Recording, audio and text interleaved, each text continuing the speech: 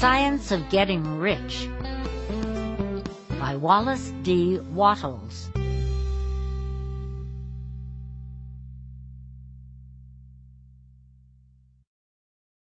Preface.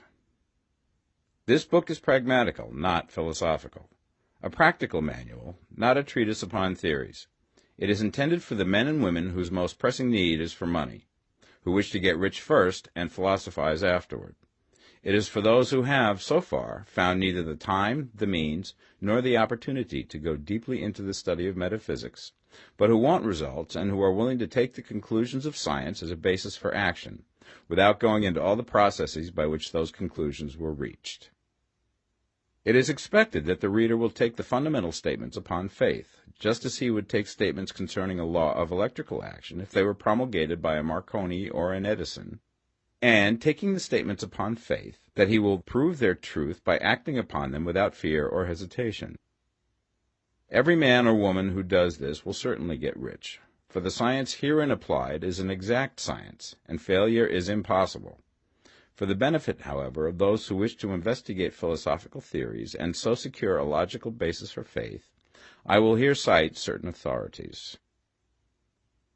The monistic theory of the universe, the theory that one is all and that all is one, that one substance manifests itself as the seeming many elements of the material world, is of Hindu origin and has been gradually winning its way into the thought of the Western world for 200 years.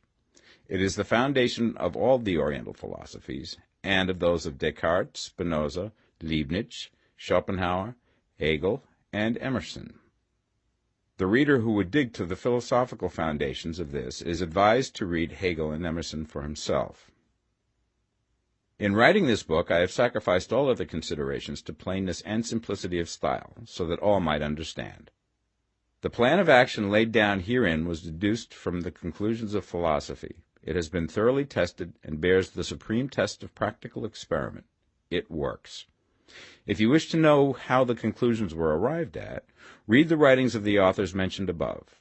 And if you wish to reap the fruits of their philosophies in actual practice, read this book and do exactly as it tells you to do. The author. Chapter 1. The Right to be Rich. Whatever may be said in praise of poverty, the fact remains that it is not possible to live a really complete or successful life unless one is rich. No man can rise to his greatest possible height in talent or soul development unless he has plenty of money. For to unfold the soul and to develop talent he must have many things to use, and he cannot have these things unless he has money to buy them with. A man develops in mind, soul, and body by making use of these things, and society is so organized that man must have money in order to become the possessor of things. Therefore, the basis of all advancement for man must be the science of getting rich. The object of all life is development, and everything that lives has an inalienable right to all the development it is capable of attaining. Man's right to life means his right to have the free and unrestricted use of all things which may be necessary to his fullest mental, spiritual, and physical unfoldment, or, in other words, his right to be rich. I shall not speak of riches in a figurative way. To be really rich does not mean to be satisfied or contented with a little. No man ought to be satisfied with little if he is capable of using and enjoying more. The purpose of nature is the advancement and unfoldment of life, and every man should have all that can contribute to the power, elegance, beauty, and richness of life. To be content with less is sinful. The man who owns all he wants for the living of all the life he is capable of living is rich, and no man who has not plenty of money can have all he wants. Life has advanced so far and become so complex that even the most ordinary man or woman requires a great amount of wealth in order to live in a manner that even approaches completeness. Every person naturally wants to become all that they are capable of becoming.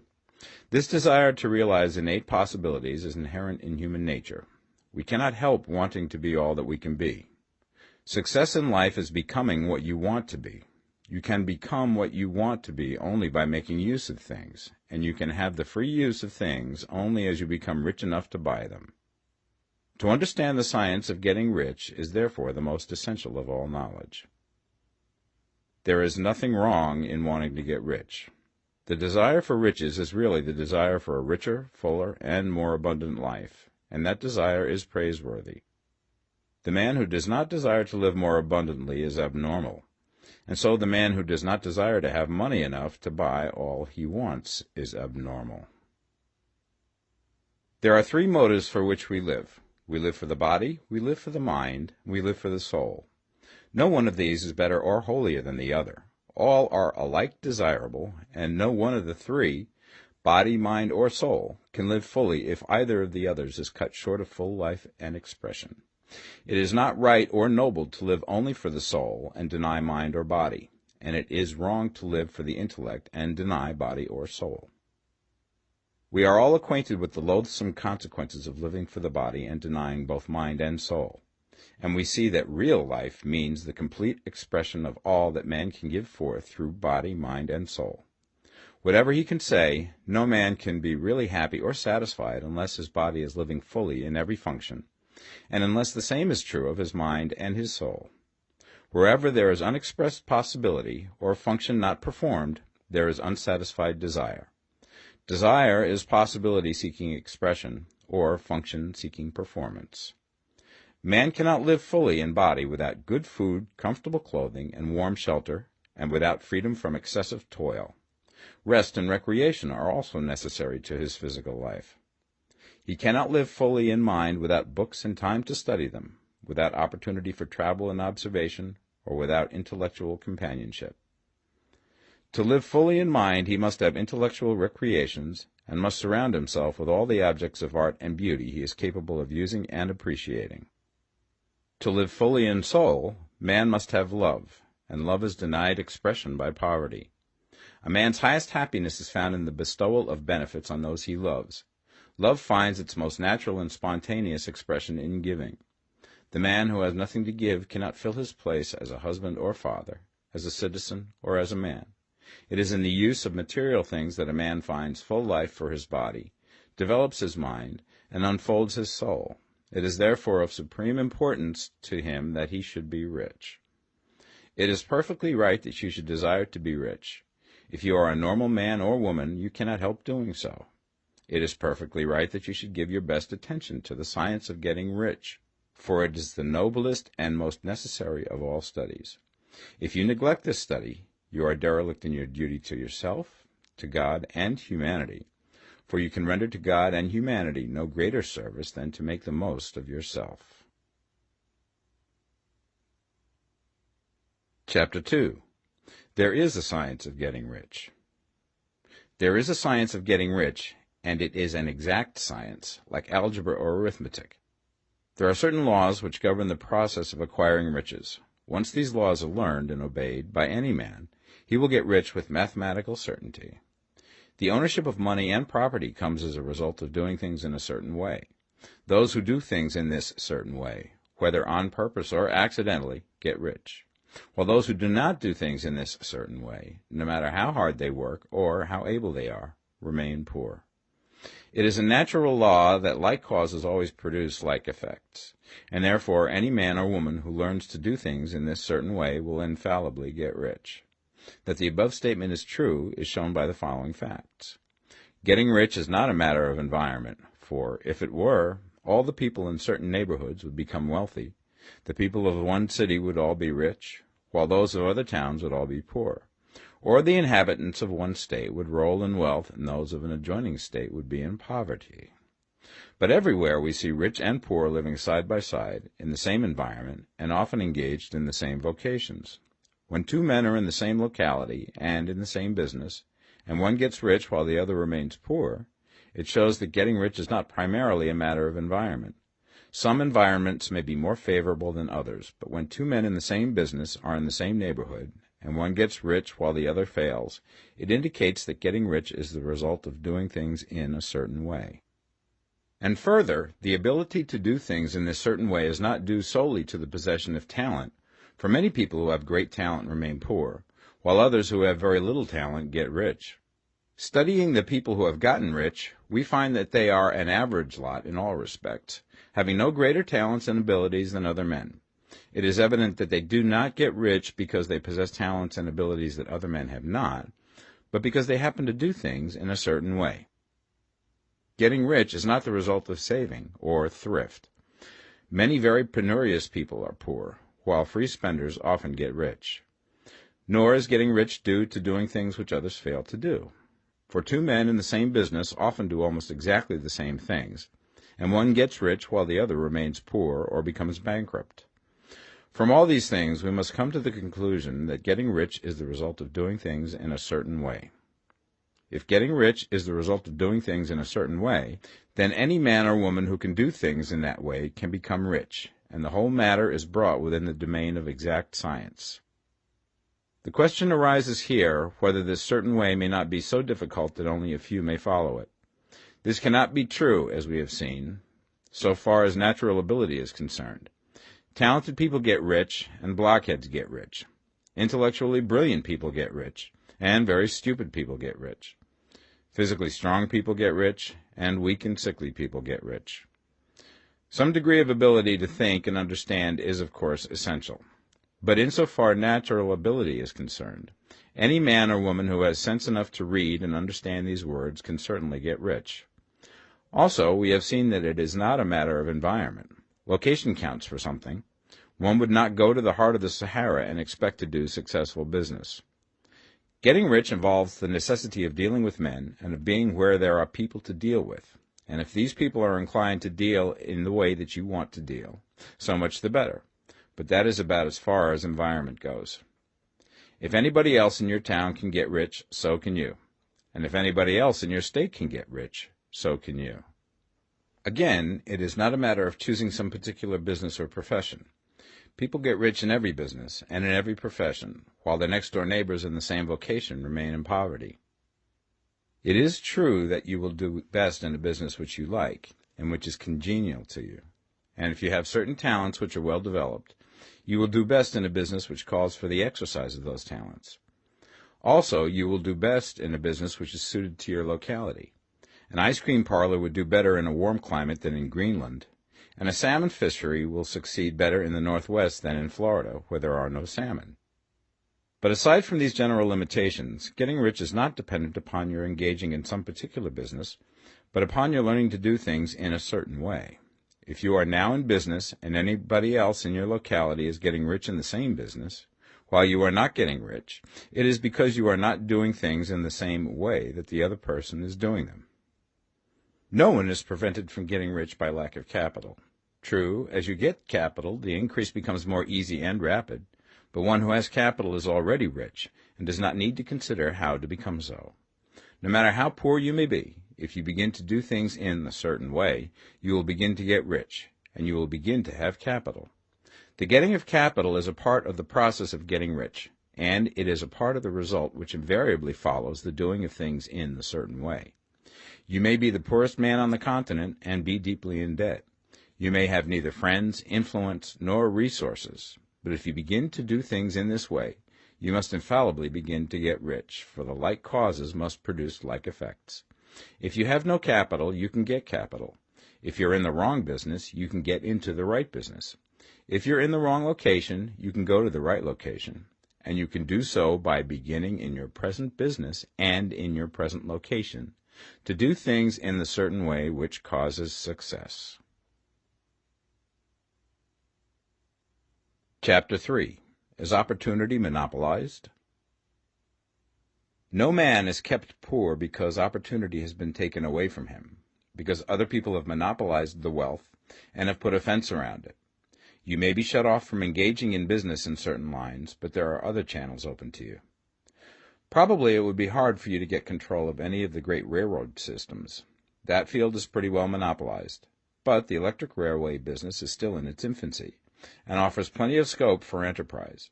And it will be but a very few years until traffic and transportation through the air will become a great industry, and in all its branches will give employment to hundreds of thousands and perhaps to millions of people. Why not turn your attention to the development of aerial transportation, instead of competing with J.J. Hill and others for a chance in the steam railway world? It is quite true that if you are a working man in the employ of the Steel Trust, you have very little chance of becoming the owner of the plant in which you work.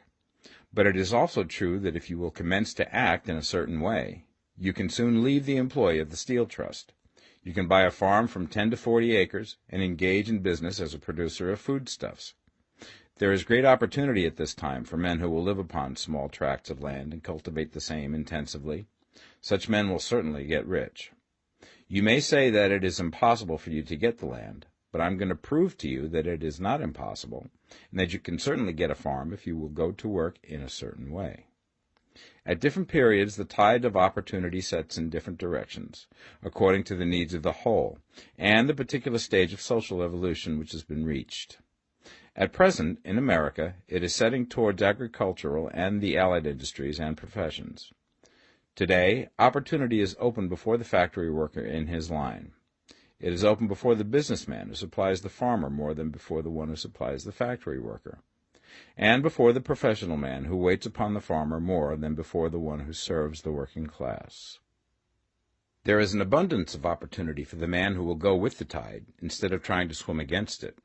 So the factory workers, either as individuals or as a class, are not deprived of opportunity. The workers are not being kept down by their masters. They are not being ground by the trusts and combinations of capital. As a class, they are where they are because they do not do things in a certain way. If the workers of America chose to do so, they could follow the example of their brothers in Belgium and other countries and establish great department stores and cooperative industries. They could elect men of their own class to office and pass laws favoring the development of such cooperative industries, and in a few years they could take peaceable possession of the industrial field. The working class may become the master class whenever they will begin to do things in a certain way. The law of wealth is the same for them as it is for all others. This they must learn, and they will remain where they are as long as they continue to do as they do. The individual worker, however, is not held down by the ignorance or the mental slothfulness of his class. He can follow the tide of opportunity to riches, and this book will tell him how. No one is kept in poverty by a shortness in the supply of riches. There is more than enough for all. A palace as large as the Capitol in Washington might be built for every family on earth from the building material in the United States alone. And under intensive cultivation, this country would produce wool, cotton, linen, and silk enough to clothe each person in the world finer than Solomon was arrayed in all his glory, together with food enough to feed them all luxuriously. The visible supply is practically inexhaustible, and the invisible supply really is inexhaustible. Everything you see on earth is made from one original substance, out of which all things proceed.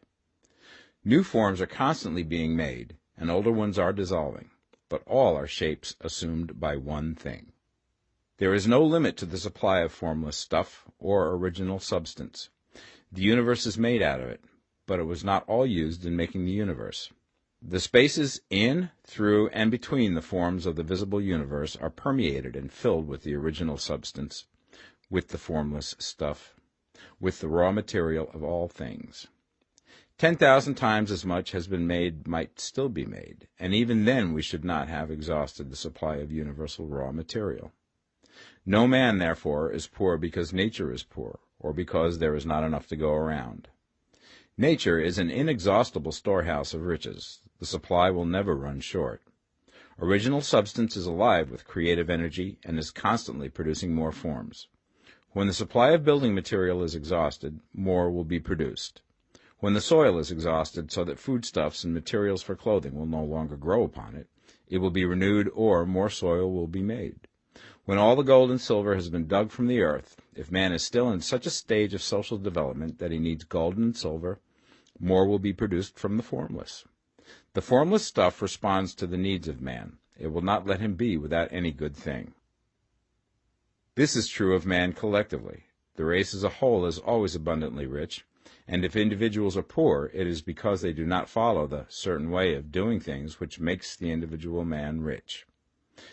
The formless stuff is intelligent. It is stuff which thinks. It is alive, and is always impelled towards more life. It is the natural and inherent impulse of life to seek to live more. It is the nature of intelligence to enlarge itself, and of consciousness to seek to extend its boundaries and find fuller expression. The universe of forms has been made by formless living substance, throwing itself into form in order to express itself more fully. The universe is a great living presence, always moving inherently towards more life and fuller functioning. Nature is formed for the advancement of life. Its impelling motive is the increase of life. For this cause, everything which can possibly minister to life is bountifully provided. There can be no lack unless God is to contradict himself and nullify his own works. You are not kept poor by lack in the supply of riches. It is a fact which I shall demonstrate a little further on, that even the resources of the formless supply are at the command of the man or woman who will act and think in a certain way. Chapter 4. The first principle in the science of getting rich. Thought is the only power which can produce tangible riches from the formless substance. The stuff from which all things are made is a substance which thinks, and a thought of form in this substance produces the form. Original substance moves according to its thoughts.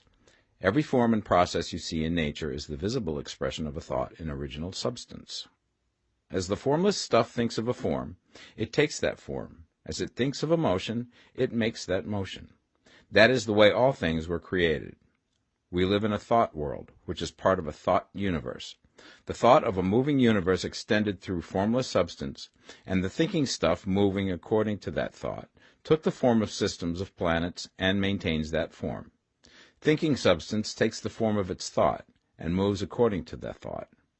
Holding the idea of a circling system of suns and worlds, it takes the form of these bodies and moves them as it thinks. Thinking the form of a slow-growing oak tree, it moves accordingly and produces the tree, though centuries may be required to do the work. In creating, the formless seems to move according to the lines of motion it has established. The thought of an oak tree does not cause the instant formation of a full-grown tree, but it does start in motion the forces which will produce the tree, along established lines of growth. Every thought of form held in thinking substance causes the creation of the form, but always, or at least generally, along lines of growth and action already established. The thought of a house of a certain construction, if it were impressed upon formless substance, might not cause the instant formation of the house, but it would cause the turning of creative energies already working in trade and commerce into such channels as to result in the speedy building of the house. And if there were no existing channels through which the creative energy could work, then the house would be formed directly from primal substance, without waiting for the slow processes of the organic and inorganic world. No thought of form can be impressed upon original substance without causing the creation of the form. Man is a thinking center and can originate thought. All the forms that man fashions with his hands must first exist in his thought. He cannot shape a thing until he has thought that thing. And so far, man has confined his efforts wholly to the work of his hands. He has applied manual labor to the world of forms, seeking to change or modify those already existing. He has never thought of trying to cause the creation of new forms by impressing his thoughts upon formless substance. When man has a thought form, he takes material from the forms of nature and makes an image of the form which is in his mind. He has so far made little or no effort to cooperate with formless intelligence, to work with the Father. He has not dreamed that he can do what he seeth the Father doing. Man reshapes and modifies existing forms by manual labor. He has given no attention to the question whether he may not produce things from formless substance by communicating his thoughts to it. We propose to prove that he may do so, to prove that any man or woman may do so, and to show how. As our first step, we must lay down the three fundamental propositions. First, we assert that there is one original formless stuff, or substance, from which all things are made. All the seemingly many elements are but different presentations of one element. All the many forms found in organic and inorganic nature are but different shapes made from the same stuff. And this stuff is thinking stuff. A thought held in it produces the form of the thought. Thought, in thinking substance, produces shapes. Man is a thinking center, capable of original thought. If a man can communicate his thought to original thinking substance, he can cause the creation or formation of the thing he thinks about. To summarize this, there is a thinking stuff from which all things are made, and which, in its original state, permeates, penetrates, and fills the interspaces of the universe. A thought in this substance produces the thing that is imaged by the thought. Man can form things in his thought, and, by impressing his thought upon formless substance, can cause the thing he thinks about to be created. It may be asked if I can prove these statements, and without going into details, I answer that I can do so, both by logic and experience. Reasoning back from the phenomena of form and thought, I come to one original thinking substance, and reasoning forward from that thinking substance, I come to man's power to cause the formation of the thing he thinks about. And by experiment, I find the reasoning true, and this is my strongest proof. If one man who reads this book gets rich by doing what it tells him to do, that is evidence in support of my claim. But if every man who does what it tells him to do gets rich, that is proof positive until someone goes through the process and fails. The theory is true until the process fails, and this process will not fail. For every man who does exactly what this book tells him to do will get rich. I have said that men get rich by doing things in a certain way, and in order to do so, men must become able to think in a certain way. A man's way of doing things is the direct result of the way he thinks about things. To do things in a way that you want to do them, you will have to acquire the ability to think the way you want to think. This is the first step towards getting rich. To think what you want to think is to think truth, regardless of appearances. Every man has the natural and inherent power to think what he wants to think, but it requires far more effort to do so than it does to think the thoughts which are suggested by appearances. To think according to appearance is easy. To think truth regardless of appearances is laborious, and requires the expenditure of more power than any other work man is called upon to perform. There is no labor from which most people shrink as they do from that of sustained and consecutive thought. It is the hardest work in the world. This is especially true when truth is contrary to appearances. Every appearance in the visible world tends to produce a corresponding form in the mind which observes it, and this can only be prevented by holding the thought of the truth. To look upon the appearance of disease will produce the form of disease in your own mind and ultimately in your body, unless you hold the thought of the truth, which is that there is no disease. It is only an appearance, and the reality is health. To look upon the appearances of poverty will produce corresponding forms in your own mind. Unless you hold to the truth that there is no poverty, there is only abundance. To think health when surrounded by the appearance of disease, or to think riches when in the midst of appearances of poverty, requires power. But he who acquires this power becomes a master mind. He can conquer fate. He can have what he wants. This power can only be acquired by getting hold of the basic fact which is behind all appearances, and that fact is that there is one thinking substance, from which and by which all things are made. Then we must grasp the truth that every thought held in this substance becomes a form, and that man can so impress his thoughts upon it as to cause them to take form and become visible things. When we realize this, we lose all doubt and fear, for we know that we can create what we want to create, and we can get what we want to have, and can become what we want to be. As a first step towards getting rich, you must believe the three fundamental statements given previously in this chapter, and in order to emphasize them, I repeat them here. There is a thinking stuff from which all things are made, and which, in its original state, permeates, penetrates, and fills the interspaces of the universe.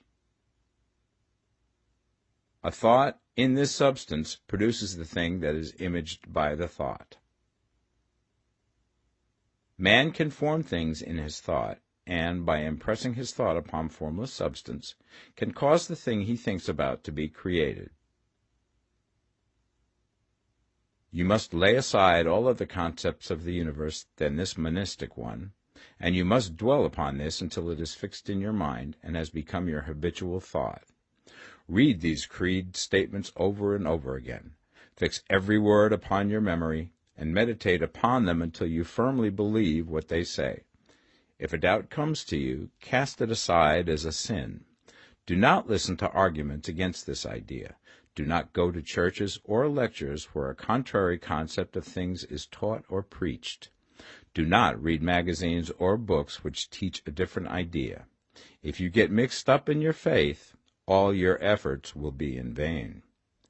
Do not ask why these things are true, nor speculate as to how they can be true. Simply take them on trust.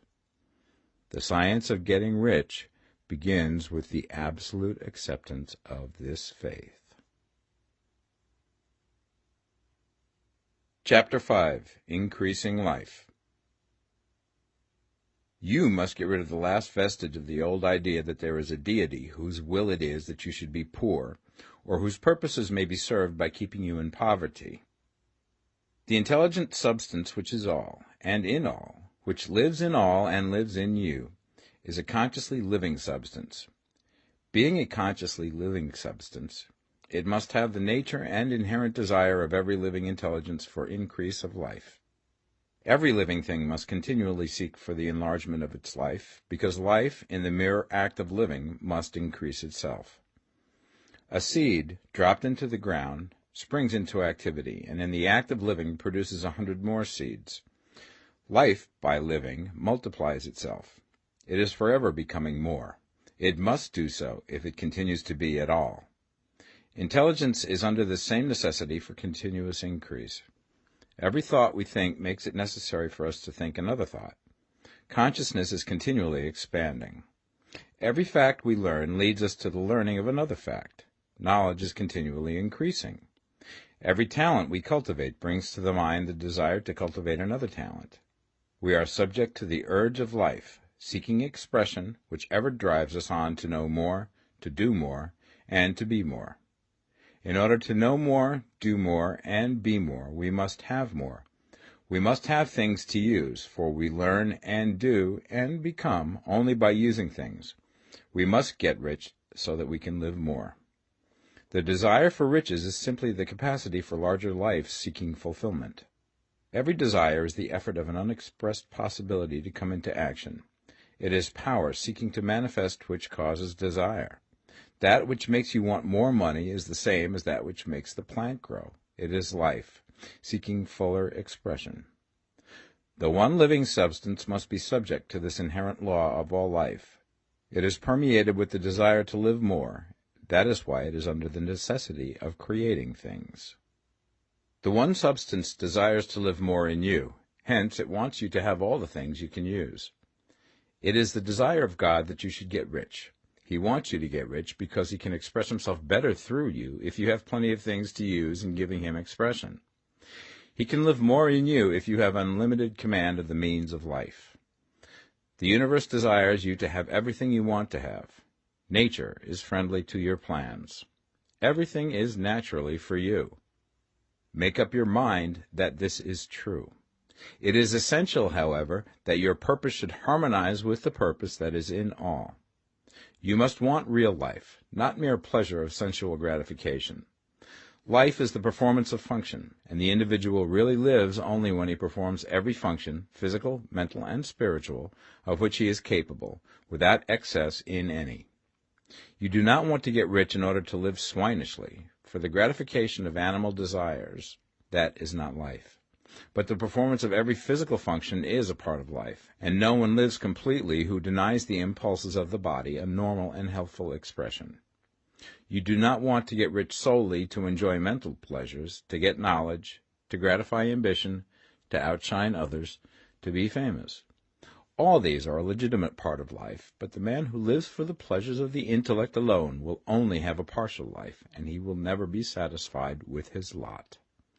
You do not want to get rich solely for the good of others, to lose yourself for the salvation of mankind, to experience the joys of philanthropy and sacrifice. The joys of the soul are only a part of life, and they are no better or nobler than any other part.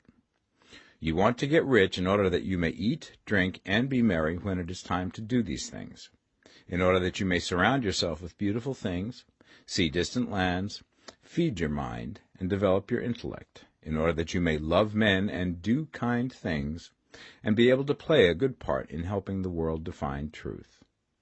But remember that extreme altruism is no better and no nobler than extreme selfishness. Both are mistakes.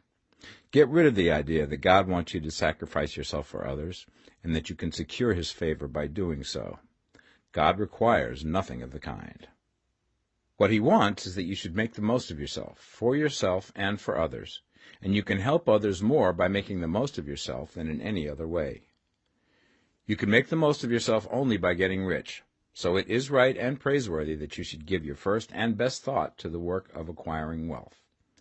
Remember, however, that the desire of substance is for all, and its movements must be for more life to all. It cannot be made to work for less life to any, because it is equally in all, seeking riches and life. Intelligent substance will make things for you, but it will not take things away from someone else and give them to you. You must get rid of the thought of competition. You are to create, not to compete for what is already created. You do not have to take anything away from anyone. You do not have to drive sharp bargains. You do not have to cheat or to take advantage. You do not need to let any man work for you for less than he earns. You do not have to covet the property of others or to look at it with wishful eyes. No man has anything of which you cannot have the like, and that without taking what he has away from him. You are to become a creator, not a competitor. You are going to get what you want, but in such a way that when you get it, every other man will have more than he has now. I am aware that there are men who get a vast amount of money by proceeding in direct opposition to the statements in the paragraph above, and may add a word of explanation here. Men of the plutocratic type, who become very rich, do so sometimes purely by their extraordinary ability on the plane of competition, and sometimes they unconsciously relate themselves to substance and its great purposes and movements for the general racial upbuilding through industrial evolution. Rockefeller, Carnegie, Morgan, et al. Have been the unconscious agents of the Supreme in the necessary work of systematizing and organizing productive industry, and, in the end, their work will contribute immensely towards increased life for all. Their day is nearly over, they have organized production, and will soon be succeeded by the agents of the multitude, who will organize the machinery of distribution. The multimillionaires are like the monster reptiles of the prehistoric eras. They play a necessary part in the evolutionary process, but the same power which produced them will dispose of them, and it is well to bear in mind that they have never been really rich. A record of the private lives of most of this class will show that they have really been the most abject and wretched of the poor. Riches secured on the competitive plane are never satisfactory and permanent. They are yours today and another's tomorrow. Remember, if you are to become rich in a scientific and certain way, you must rise entirely out of the competitive thought. You must never think for a moment that the supply is limited. Just as soon as you begin to think that all the money is being cornered and controlled by bankers and others, and that you must exert yourself to get laws passed to stop this process, and so on, in that moment you drop into the competitive mind, and your power to cause creation is gone for the time being. And what is worse, you will probably arrest the creative movements you have already instituted. Know that there are countless millions of dollars worth of gold in the mountains of the earth, not yet brought to light, and know that if there were not, more would be created from thinking substance to supply your needs. Know that the money you need will come, even if it is necessary for 1,000 men to be led to the discovery of new gold mines tomorrow. Never look at the visible supply. Look always at the limitless riches in formless substance, and know that they are coming to you as fast as you can receive and use them. Nobody, by cornering the visible supply, can prevent you from getting what is yours. So never allow yourself to think for an instant that all the best building spots will be taken before you get ready to build your house, unless you hurry. Never worry about the trusts and combines, and get anxious for fear that they will soon come to own the whole earth. Never get afraid that you will lose what you want because some other person beat you to it. That cannot possibly happen. You are not seeking anything that is possessed by anybody else. You are causing what you want to be created from formless substance, and the supply is without limits. Stick to the formulated statement. There is a thinking stuff from which all things are made, and which, in its original state, permeates, penetrates, and fills the interspaces of the universe. A thought in this substance produces the thing that is imaged by the thought. Man can form things in his thought, and by impressing his thought upon formless substance, can cause the thing he thinks about to be created. Chapter 6. How riches come to you. When I say that you do not have to drive sharp bargains, I do not mean that you do not have to drive any bargains at all, or that you are above the necessity for having any dealings with your fellow men. I mean that you will not need to deal with them unfairly. You do not have to get something for nothing, but can give to every man more than you take from him. You cannot give every man more in cash market value than you take from him, but you can give him more in use value than the cash value of the thing you take from him. The paper, ink, and other material in this book may not be worth the money you pay for it, but if the ideas suggested by it bring you thousands of dollars, you have not been wronged by those who sold it to you. They have given you a great use value for a small cash value. Let us suppose that I own a picture by one of the great artists, which in any civilized community is worth thousands of dollars. I take it to Baffin Ray, and by salesmanship induce an Eskimo to give a bundle of furs worth $500 for it. I have really wronged him, for he has no use for the picture. It has no value to him. It will not add to his life. But suppose I give him a gun worth $50 for his furs. Then he has made a good bargain. He has use for the gun. It will get him many more furs and much food. It will add to his life in every way. It will make him rich. When you rise from the competitive to the creative plane, you can scan your business transactions very strictly, and if you are selling any man anything which does not add more to his life than the thing he gives you in exchange, you can afford to stop it. You do not have to beat anybody in business, and if you are in a business which does beat people, get out of it at once. Give every man more in use value than you take from him in cash value. Then you are adding to the life of the world by every business transaction. If you have people working for you, you must take from them more in cash value than you pay them in wages. But you can so organize your business that it will be filled with the principle of advancement, and so that each employee who wishes to do so may advance a little every day. You can make your business do for your employees what this book is doing for you. You can so conduct your business that it will be a sort of ladder, by which every employee who will take the trouble may climb to riches himself, and, given the opportunity, if he will not do so, it is not your fault. And finally, because you are to cause the creation of your riches from formless substance which permeates all your environment, it does not follow that they are to take shape from the atmosphere and come into being before your eyes. If you want a sewing machine, for instance, I do not mean to tell you that you are to impress the thought of a sewing machine on thinking substance until the machine is formed without hands, in the room where you sit or elsewhere. But if you want a sewing machine, hold the mental image of it with the most positive certainty that it is being made, or is on its way to you. After once forming the thought, have the most absolute and unquestioning faith that the sewing machine is coming. Never think of it, or speak of it, in any other way than as being sure to arrive. Claim it as already yours. It will be brought to you by the power of the Supreme Intelligence, acting upon the minds of men. If you live in Maine, it may be that a man will be brought from Texas or Japan to engage in some transaction which will result in your getting what you want. If so, the whole matter will be as much to that man's advantage as it is to yours. Do not forget for a moment that the thinking substance is through all, in all, communicating with all, and can influence all. The desire of thinking substance for a fuller life and better living has caused the creation of all the sewing machines already made, and it can cause the creation of millions more, and will, whenever men set it in motion by desire and faith, and by acting in a certain way. You can certainly have a sewing machine in your house, and it is just as certain that you can have any other thing or things which you want, and which you will use for the advancement of your own life and the lives of others. You need not hesitate about asking largely. It is your Father's pleasure to give you the kingdom, said Jesus. Original substance wants to live all that is possible in you, and wants you to have all that you can or will use for the living of the most abundant life.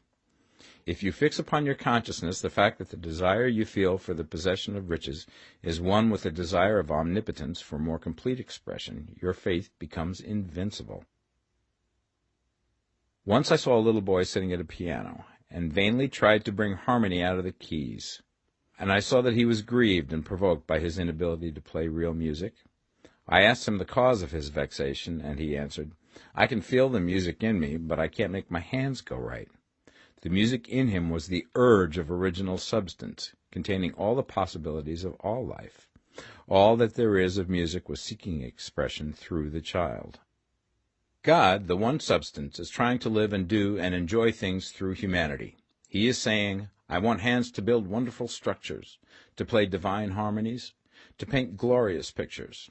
I want feet to run my errands, eyes to see my beauties, tongues to tell mighty truths and to sing marvelous songs, and so on. All that there is of possibility is seeking expression through men. God wants those who can play music to have pianos and every other instrument, and to have the means to cultivate their talents to the fullest extent. He wants those who can appreciate beauty to be able to surround themselves with beautiful things. He wants those who can discern truth to have every opportunity to travel and observe. He wants those who can appreciate dress to be beautifully clothed, and those who can appreciate good food to be luxuriously fed. He wants all these things because it is himself that enjoys and appreciates them. It is God who wants to play and sing and enjoy beauty and proclaim truth and wear fine clothes and eat good food. It is God that worketh in you to will and to do, said Paul. The desire you feel for riches is the infinite, seeking to express himself in you as he sought to find expression in the little boy at the piano. So you need not hesitate to ask largely. Your part is to focalize and express the desire to God. This is a difficult point with most people. They retain some of the old idea that poverty and self-sacrifice are pleasing to God. They look upon poverty as a part of the plan, a necessity of nature. They have the idea that God has finished his work and made all that he can make, and that the majority of men must stay poor because there is not enough to go around. They hold to so much of this erroneous thought that they feel ashamed to ask for wealth. They try not to want more than a very modest competence, just enough to make them fairly comfortable. I recall now the case of one student who was told that he must get in mind a clear picture of the things he desired, so that the creative thought of them might be impressed upon formless substance. He was a very poor man, living in a rented house, and having only what he earned from day to day, and he could not grasp the fact that all wealth was his. So, after thinking the matter over, he decided that he might reasonably ask for a new rug for the floor of his best room, and an anthracite coal stove to heat the house during the cold weather. Following the instructions given in this book, he obtained these things in a few months, and then it dawned upon him that he had not asked enough. He went through the house in which he lived, and planned all the improvements he would like to make in it. He mentally added a bay window here and a room there, until it was complete in his mind as an ideal home, and then he planned its furnishings. Holding the whole picture in his mind, he began living in the certain way, and moving towards what he wanted, and he now owns the house, and is rebuilding it after the form of his mental image.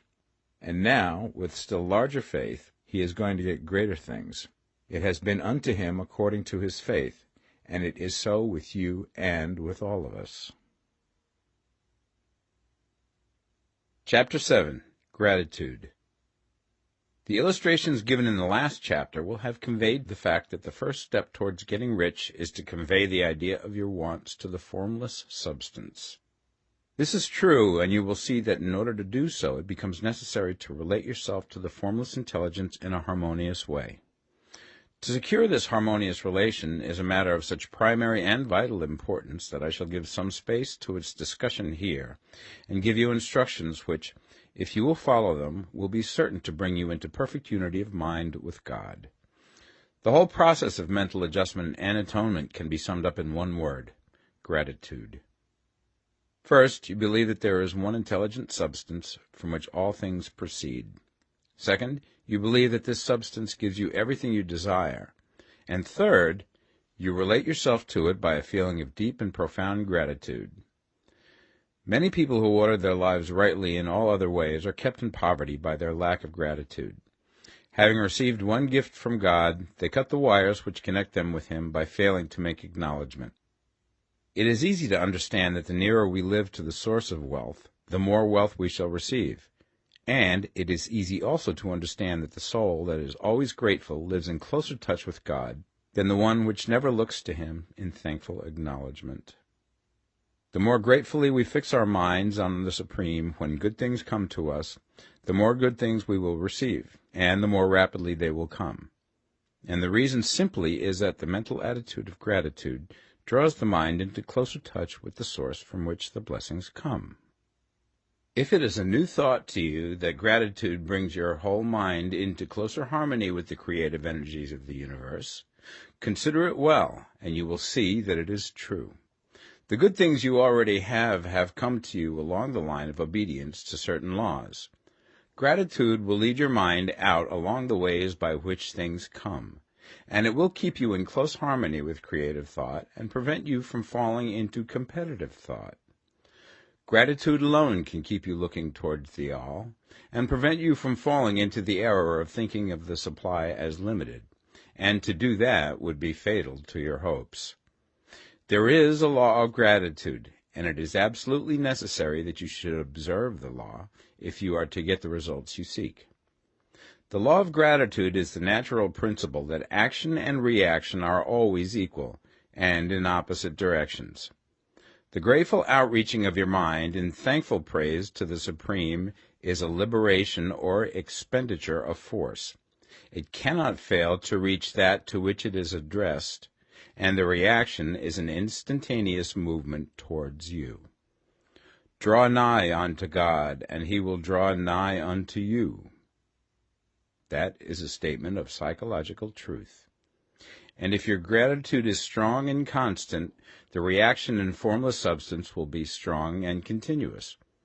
The movement of the things you want will always be towards you. Notice the grateful attitude that Jesus took. How he always seemed to be saying, I thank thee, Father, that thou hearest me.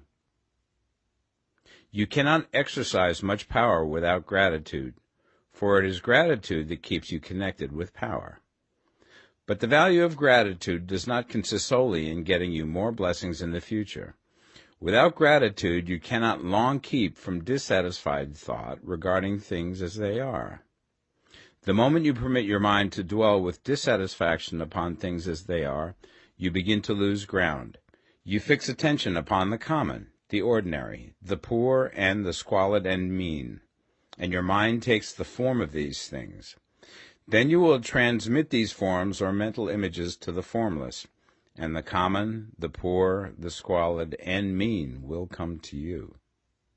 To permit your mind to dwell upon the inferior is to become inferior, and to surround yourself with inferior things. On the other hand, to fix your attention on the best is to surround yourself with the best, and to become the best. The creative power within us makes us into the image of that to which we give our attention. We are thinking substance, and thinking substance always takes the form of that which it thinks about. The grateful mind is constantly fixed upon the best. Therefore it tends to become the best. It takes the form or character of the best and will receive the best. Also, faith is born of gratitude. The grateful mind continually expects good things, and expectation becomes faith. The reaction of gratitude upon one's own mind produces faith, and every outgoing wave of grateful thanksgiving increases faith. He who has no feeling of gratitude cannot long retain a living faith, and without a living faith you cannot get rich by the creative method, as we shall see in the following chapters. It is necessary, then, to cultivate the habit of being grateful for every good thing that comes to you, and to give thanks continuously. And because all things have contributed to your advancement, you should include all things in your gratitude. Do not waste time thinking or talking about the shortcomings or wrong actions of plutocrats or trust magnates. Their organization of the world has made your opportunity. All you get really comes to you because of them. Do not rage against corrupt politicians. If it were not for politicians, we should fall into anarchy, and your opportunity would be greatly lessened. God has worked a long time and very patiently to bring us up to where we are in industry and government, and he is going right on with his work. There is not the least doubt that he will do away with plutocrats, trust magnates, captains of industry, and politicians as soon as they can be spared. But in the meantime, behold, they are all very good.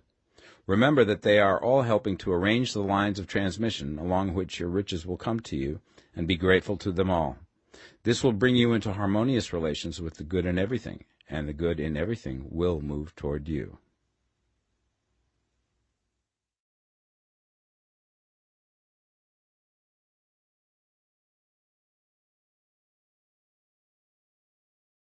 The Science of Getting Rich, Part 2. Chapter 8. Thinking in the Certain Way. You must form a clear and definite mental picture of what you want. You cannot transmit an idea unless you have it yourself. You must have it before you can give it, and many people fail to impress thinking substance because they have themselves only a vague and misty concept of the things they want to do, to have, or to become. It is not enough that you should have a general desire for wealth to do good with. Everybody has that desire. It is not enough that you should have a wish to travel, see things, live more, etc. Everybody has those desires also. If you were going to send a wireless message to a friend, you would not send the letters of the alphabet in their order and let him construct the message for himself, nor would you take words at random from the dictionary. You would send a coherent sentence, one which meant something. When you try to impress your wants upon substance, remember that it must be done by a coherent statement. You must know what you want and be definite. You can never get rich or start the creative power into action by sending out unformed longings and vague desires. Go over your desires just as the man I have described went over his house. See just what you want and get a clear mental picture of it as you wish it to look when you get it. That clear mental picture you must have continually in mind, as the sailor has in mind the port towards which he is sailing the ship. You must keep your face towards it all the time. You must no more lose sight of it than the steersman loses sight of the compass. It is not necessary to take exercises in concentration, nor to set apart special times for prayer and affirmation, nor to go into the silence, nor to do occult stunts of any kind. There things are well enough, but all you need is to know what you want, and to want it badly enough so that it will stay in your thoughts. Spend as much of your leisure time as you can in contemplating your picture, but no one needs to take exercises to concentrate his mind on a thing which he really wants. It is the things you do not really care about which require effort to fix your attention upon them. And unless you really want to get rich, so that the desire is strong enough to hold your thoughts directly to the purpose, as the magnetic pole holds the needle of the compass, it will hardly be worthwhile for you to try to carry out the instructions given in this book. The methods herein set forth are for people whose desire for riches is strong enough to overcome mental laziness and the love of ease, and make them work. The more clear and definite you make your pictures then, and the more you dwell upon it, bringing out all of its delightful details, the stronger your desire will be, and the stronger your desire, the easier it will be to hold your mind fixed upon the picture of what you want. Something more is necessary, however, than merely to see the picture clearly. If that is all you do, you are only a dreamer, and will have little or no power for accomplishment. Behind your clear vision must be the purpose to realize it, to bring it out in tangible expression. And behind this purpose must be an invincible and unwavering faith that the thing is already yours, that it is at hand, and you have only to take possession of it. Live in the new house mentally until it takes form around you physically. In the mental realm, enter at once into full enjoyment of the things you want. Whatsoever things ye ask for when ye pray, believe that ye receive them, and ye shall have them, said Jesus. See the things you want as if they were actually around you all the time. See yourself as owning and using them. Make use of them in imagination, just as you will use them when they are your tangible possessions. Dwell upon your mental picture until it is clear and distinct, and then take the mental attitude of ownership towards everything in that picture. Take possession of it in mind, in the full faith that it is actually yours. Hold to this mental ownership. Do not waver for an instant in the faith that it is real. And remember what was said in the preceding chapter about gratitude. Be as thankful for it all the time as you expect to be when it has taken form. The man who can sincerely thank God for the things which as yet he owns only in imagination has real faith. He will get rich. He will cause the creation of whatsoever he wants. You do not need to pray repeatedly for things you want. It is not necessary to tell God about it every day. Use not vain repetitions as the heathens do, said Jesus to his pupils. For your Father knoweth that ye have need of these things before ye ask him. Your part is to intelligently formulate your desires for the things which make for a larger life, and to get these desires arranged into a coherent whole, and then to impress this whole desire upon the formless substance, which has the power and the will to bring you what you want. You do not make this impression by repeating strings of words. You make it by holding the vision with unshakable purpose to attain it, and with steadfast faith that you do attain it. The answer to your prayer is not according to your faith while you are talking, but according to your faith while you are working. You cannot impress the mind of God by having a special Sabbath day set apart to tell him what you want, and then forgetting him during the rest of the week. You cannot impress him by having special hours to go into your closet and pray, if you then dismiss the matter from your mind until the hour of prayer comes again. Oral prayer is well enough, and has its effect, especially upon yourself, in clarifying your vision and strengthening your faith. But it is not your oral petitions which get you what you want. In order to get rich, you do not need a sweet hour of prayer. You need to pray without ceasing. And by prayer I mean holding steadily to your vision, with the purpose to cause its creation into solid form, and the faith that you are doing so. Believe that ye receive them. The whole matter turns on receiving, once you have clearly formed your vision.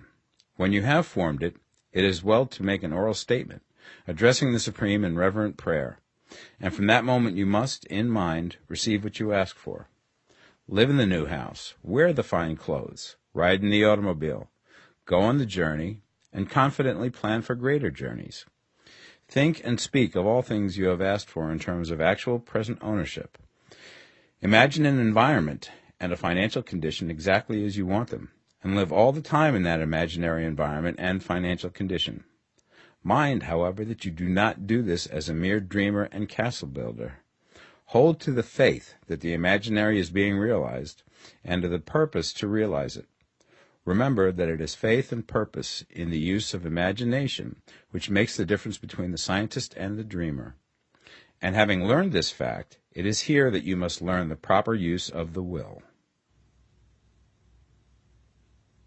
Chapter 9. How to use the will.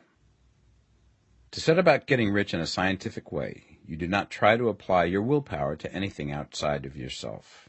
You have no right to do so anyway. It is wrong to apply your will to other men and women in order to get them to do what you wish done. It is as flagrantly wrong to coerce people by mental power as it is to coerce them by physical power. If compelling people by physical force to do things for you reduces them to slavery, compelling them by mental means accomplishes exactly the same thing. The only difference is in methods. If taking things from people by physical force is robbery, then taking things by mental force is robbery also. There is no difference in principle. You have no right to use your willpower upon another person, even for his own good, for you do not know what is for his good. The science of getting rich does not require you to apply power or force to any other person in any way whatsoever. There is not the slightest necessity for doing so. Indeed, any attempt to use your will upon others will only tend to defeat your purpose. You do not need to apply your will to things in order to compel them to come to you. That would simply be trying to coerce God, and would be foolish and useless, as well as irreverent. You do not have to compel God to give you good things, any more than you have to use your willpower to make the sun rise. You do not have to use your willpower to conquer an unfriendly deity, or to make stubborn and rebellious forces do your bidding. Substance is friendly to you, and is more anxious to give you what you want than you are to get it. To get rich, you need only to use your willpower upon yourself. When you know what to think and do, then you must use your will to compel yourself to think and do the right things. That is the legitimate use of the will in getting what you want, to use it in holding yourself to the right course. Use your will to keep yourself thinking and acting in the certain way. Do not try to project your will or thoughts or your mind out into space to act on things or people. Keep your mind at home. It can accomplish more there than elsewhere. Use your mind to form a mental image of what you want, and to hold that vision with faith and purpose, and use your will to keep your mind working in the right way. The more steady and continuous your faith and purpose, the more rapidly you will get rich, because you will make only positive impressions upon substance, and you will not neutralize or offset them by negative impressions. The picture of your desires, held with faith and purpose, is taken up by the formless, and permeates it to great distances throughout the universe, for all I know. As this impression spreads, all things are set moving towards its realizations. Every living thing, every inanimate thing, and the things yet uncreated, are stirred towards bringing into being that which you want. All forces begin to be exerted in that direction. All things begin to move towards you. The minds of people everywhere are influenced towards doing the things necessary to the fulfilling of your desires, and they work for you unconsciously. But you can check all this by starting a negative impression in the formless substance. Doubt or unbelief is as certain to start a movement away from you as faith and purpose are to start one towards you. It is by not understanding this that most people who try to make use of mental science in getting rich make their failure. Every hour and moment you spend in giving heeds to doubts and fears. Every hour you spend in worry, every hour in which your soul is possessed by unbelief, sets a current away from you in the whole domain of intelligent substance. All the promises are unto them that believe, and unto them only. Notice how insistent Jesus was upon this point of belief, and now you know the reason why. Since belief is all important, it behooves you to guard your thoughts, and as your beliefs will be shaped to a very great extent by the things you observe and think about, it is important that you should command your attention. And here the will comes into use, for it is by your will that you determine upon what things your attention shall be fixed. If you want to become rich, you must not make a study of poverty. Things are not brought into being by thinking about their opposites. Health is never to be attained by studying disease and thinking about disease. Righteousness is not to be promoted by studying sin and thinking about sin. And no one ever got rich by studying poverty and thinking about poverty. Medicine as a science of disease has increased disease. Religion as a science of sin has promoted sin. And economics as a study of poverty will fill the world with wretchedness and want.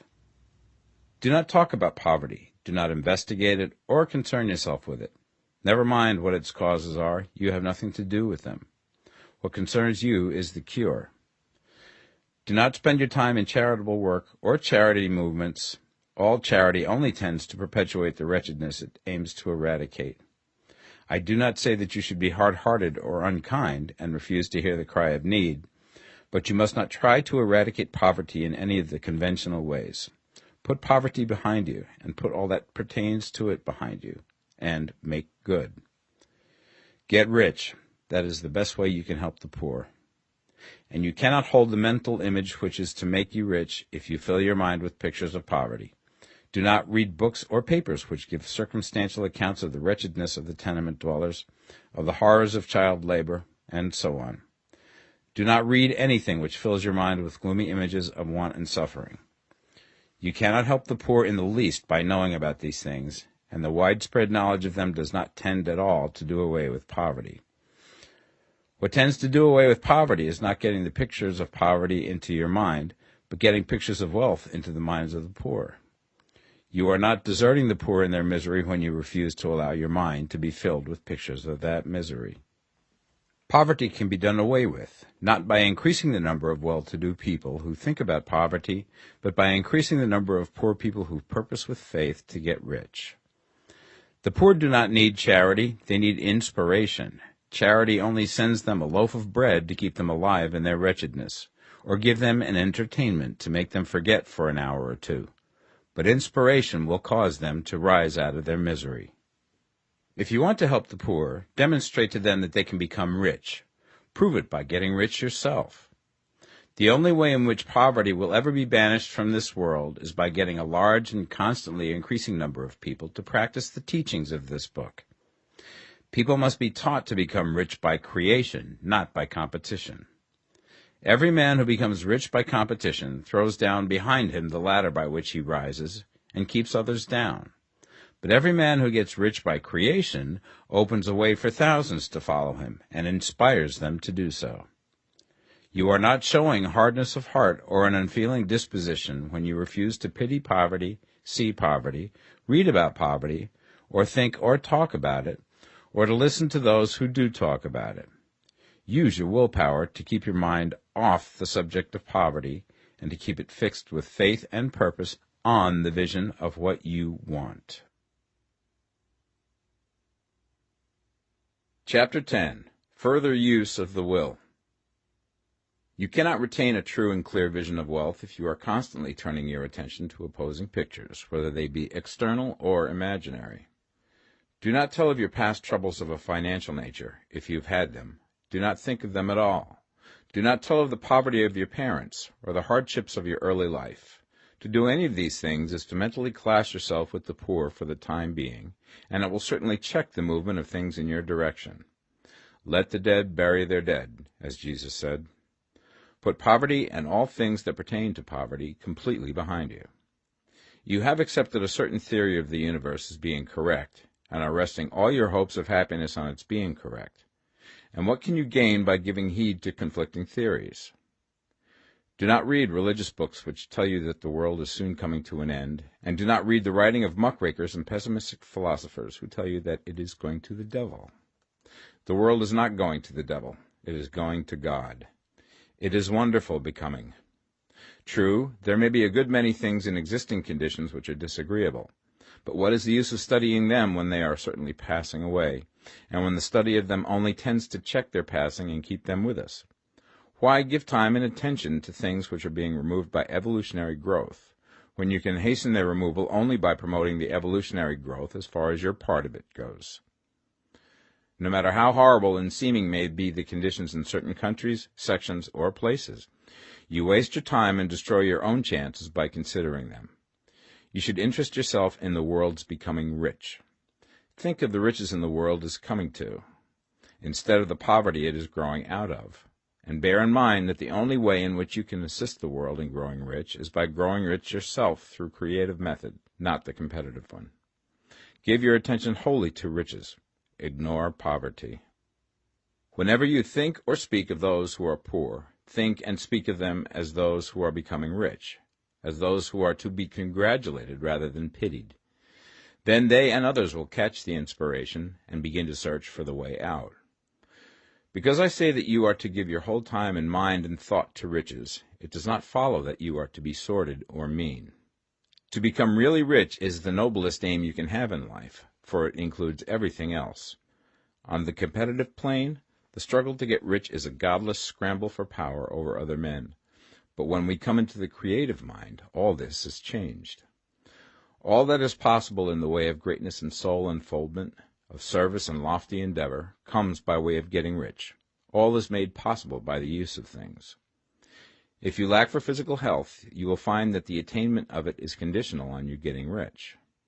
Only those who are emancipated from financial worry and who have the means to live a carefree existence and follow hygienic practices can have and retain health. Moral and spiritual greatness is possible only to those who are above the competitive battle for existence. And only those who are becoming rich on the plane of creative thought are free from the degrading influences of competition. If your heart is set on domestic happiness, remember that love flourishes best when there is refinement, a high level of thought, and freedom from corrupting influences. And these are to be found only where riches are attained by the exercise of creative thought, without strife or rivalry. You can aim at nothing so great or noble, I repeat, as to become rich, and you must fix your attention upon your mental picture of riches, to the exclusion of all that may tend to dim or obscure the vision. You must learn to see the underlying truth in all things. You must see beneath all seemingly wrong conditions the great one life, ever moving forward towards fuller expression and more complete happiness. It is the truth that there is no such thing as poverty, that there is only wealth. Some people remain in poverty because they are ignorant of the fact that there is wealth for them, and these can best be taught by showing them the way to affluence in your own person and practice. Others are poor because, while they feel that there is a way out, they are too intellectually indolent to put forth the mental effort necessary to find that way and by travel it. Others still are poor because, While they have some notion of science, they have become so swamped and lost in the maze of metaphysical and occult theories that they do not know which road to take. They try a mixture of many systems and fail in all. For these, again, the very best thing to do is to show the right way in your own person and practice. An ounce of doing things is worth a pound of theorizing. The very best thing you can do for the whole world is to make the most of yourself. You can serve God and man in no more effective way than by getting rich. That is, if you get rich by the creative method and not by the competitive one. Another thing. We assert that this book gives in detail the principles of the science of getting rich. And if that is true, you do not need to read any other book upon the subject. This may sound narrow and egotistical, but consider. There is no more scientific method of computation in mathematics than by addition, subtraction, multiplication, and division. No other method is possible. There can be but one shortest distance between 2 points. There is only one way to think scientifically, and that is to think in the way that leads by the most direct and simple route to the goal.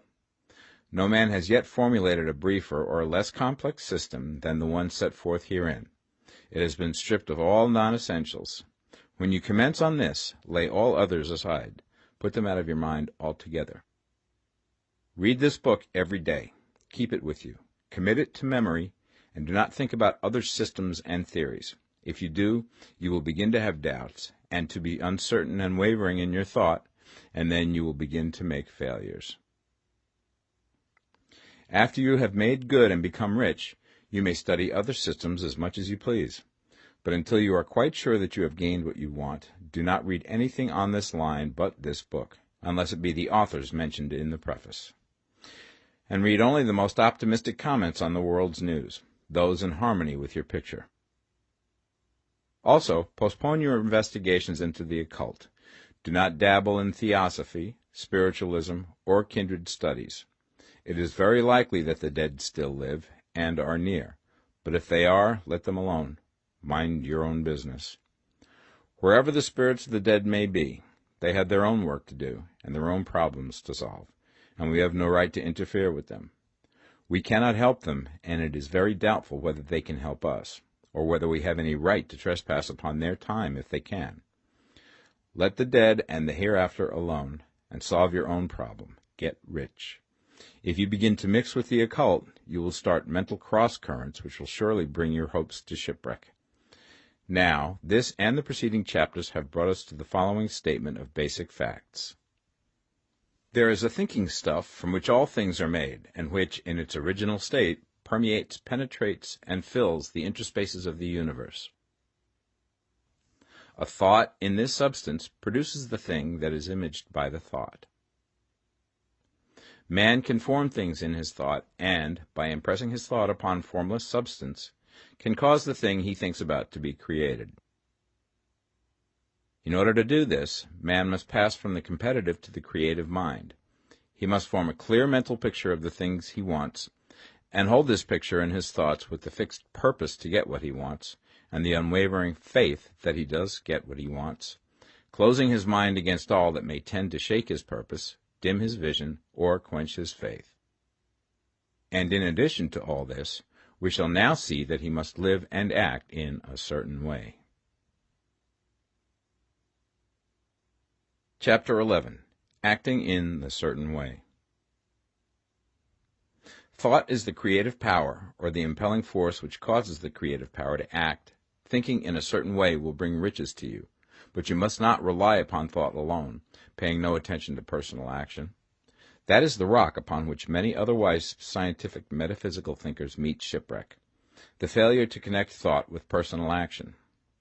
We have not yet reached the stage of development, even supposing such a stage to be possible, in which man can create directly from formless substance without nature's processes or the work of human hands. Man must not only think, but his personal action must supplement his thought. By thought you can cause the gold in the hearts of the mountains to be impelled towards you, but it will not mine itself, refine itself, coin itself into double eagles, and come rolling along the roads seeking its way into your pocket.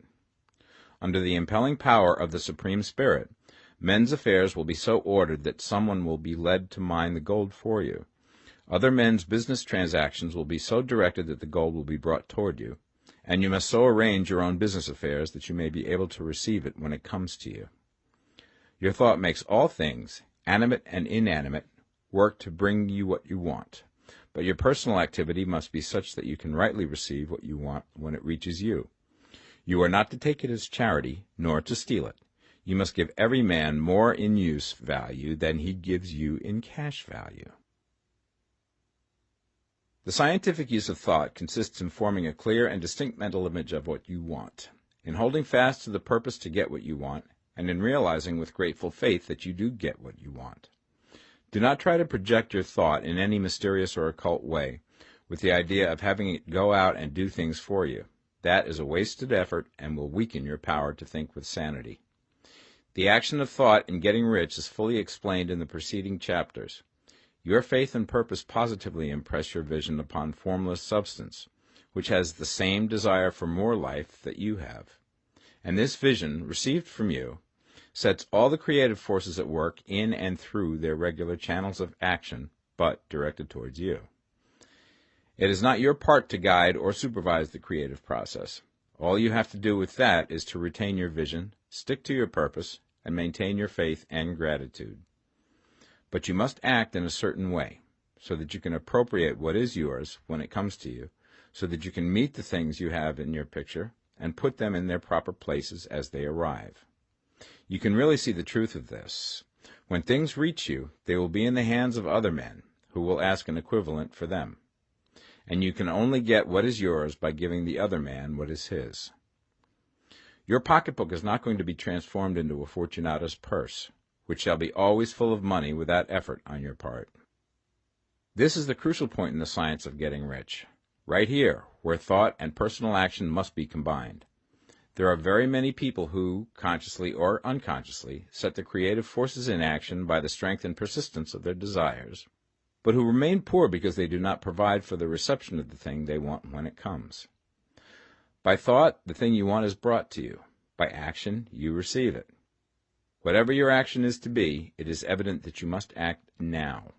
You cannot act in the past, and it is essential to the clearness of your mental vision that you dismiss the past from your mind. You cannot act in the future, for the future is not here yet, and you cannot tell how you will want to act in any future contingency until that contingency has arrived. Because you are not in the right business or the right environment now, do not think that you must postpone action until you get into the right business or environment. And do not spend time in the present taking thought as to the best course in possible future emergencies. Have faith in your ability to meet any emergency when it arrives. If you act in the present with your mind on the future, your present action will be with a divided mind and will not be effective. Put your whole mind into present action. Do not give your creative impulse to original substance, and then sit down and wait for results. If you do, you will never get them. Act now.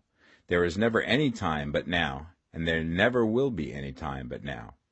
If you are ever to begin to make ready for the reception of what you want, you must begin now.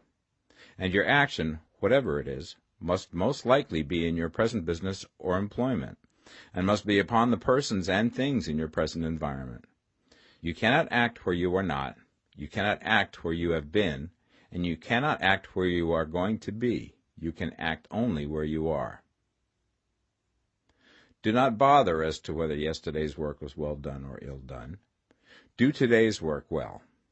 Do not try to do tomorrow's work now. There will be plenty of time to do that when you get to it. Do not try, by occult or mystical means, to act on people or things that are out of your reach. Do not wait for a change of environment.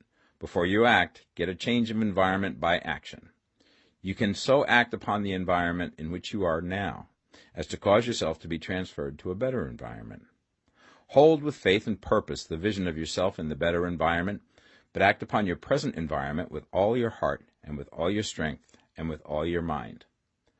Do not spend any time in daydreaming or castle building. Hold to the one vision of what you want and act now.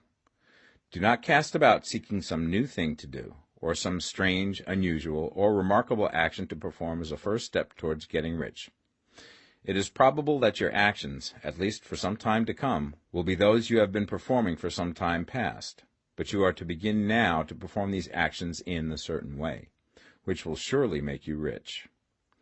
If you are engaged in some business and feel that it is not the right one for you, do not wait until you get into the right business before you begin to act. Do not feel discouraged or sit down and lament because you are misplaced.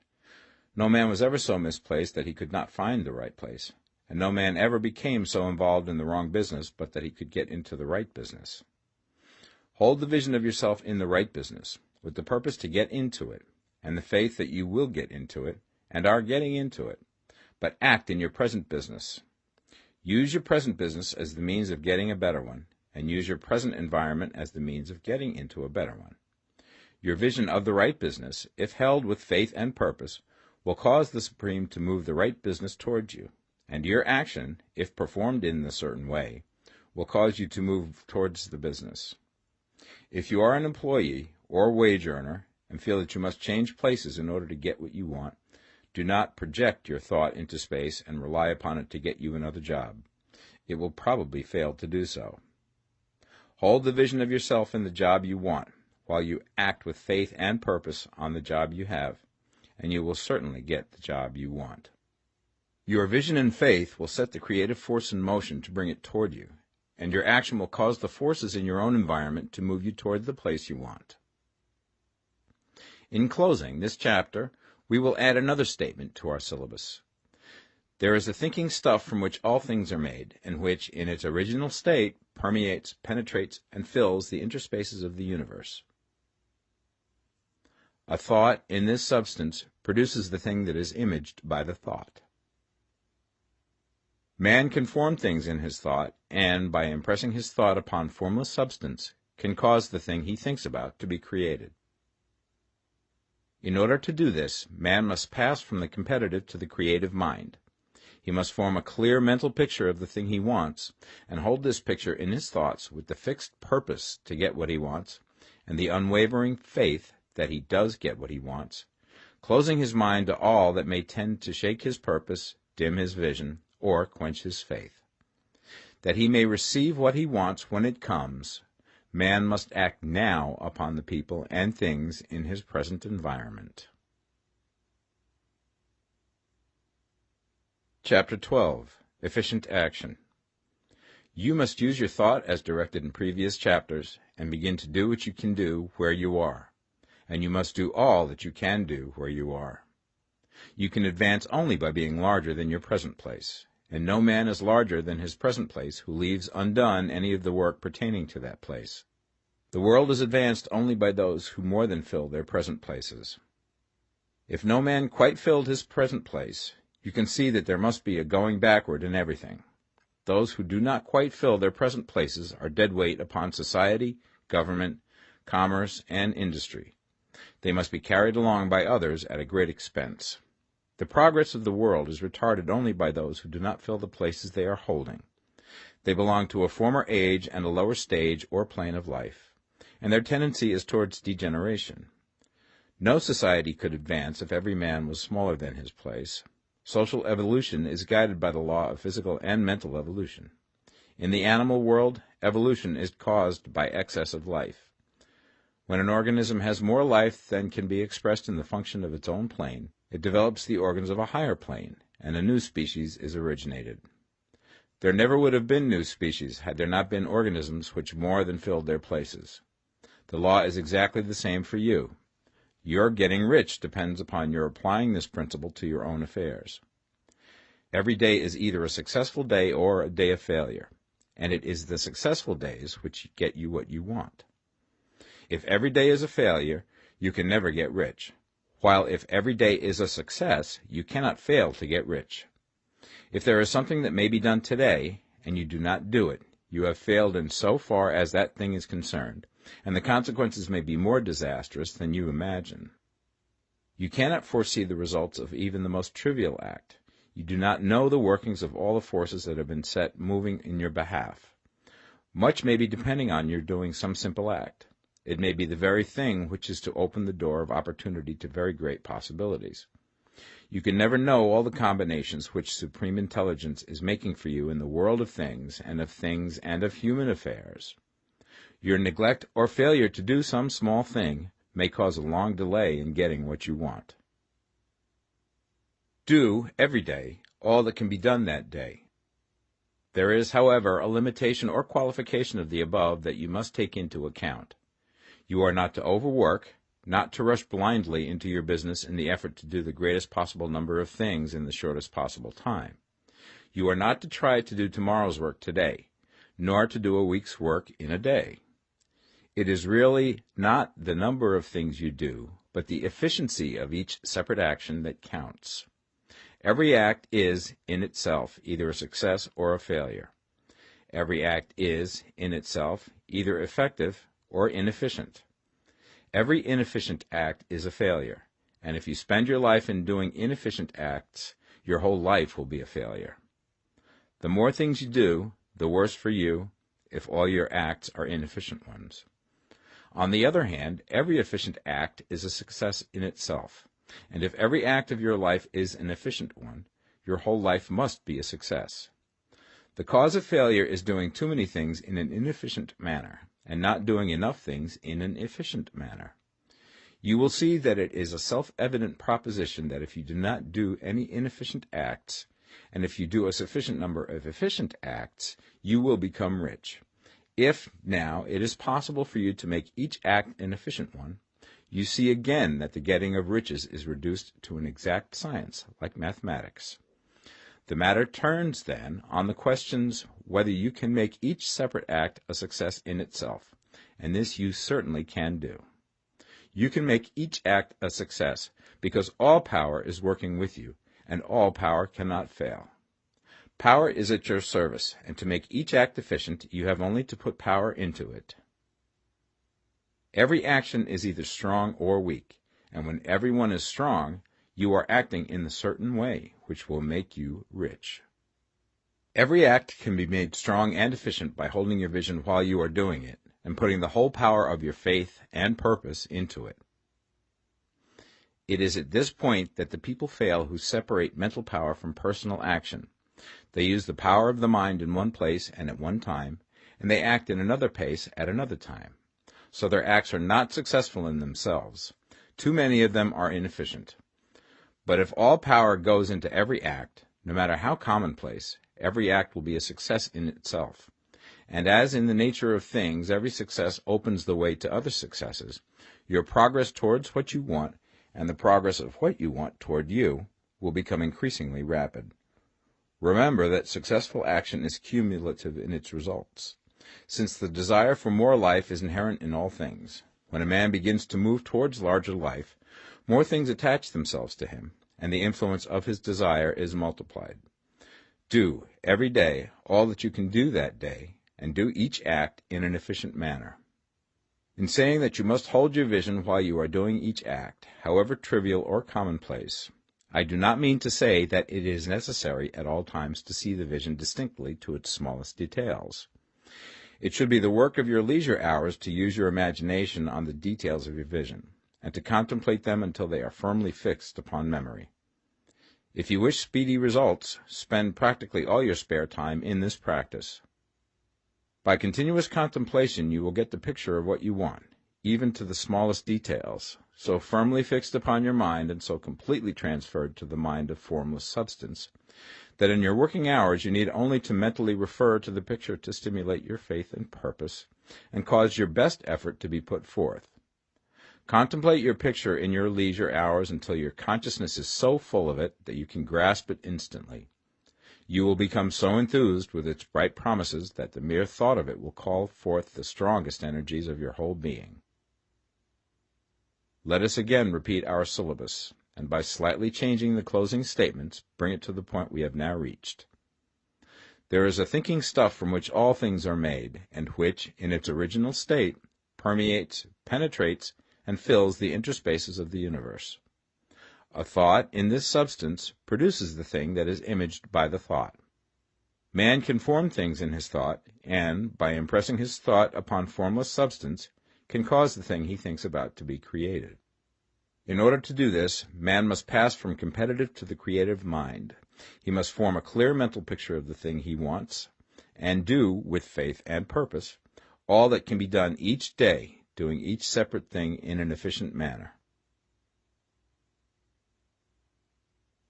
Chapter 13. Getting into the right business.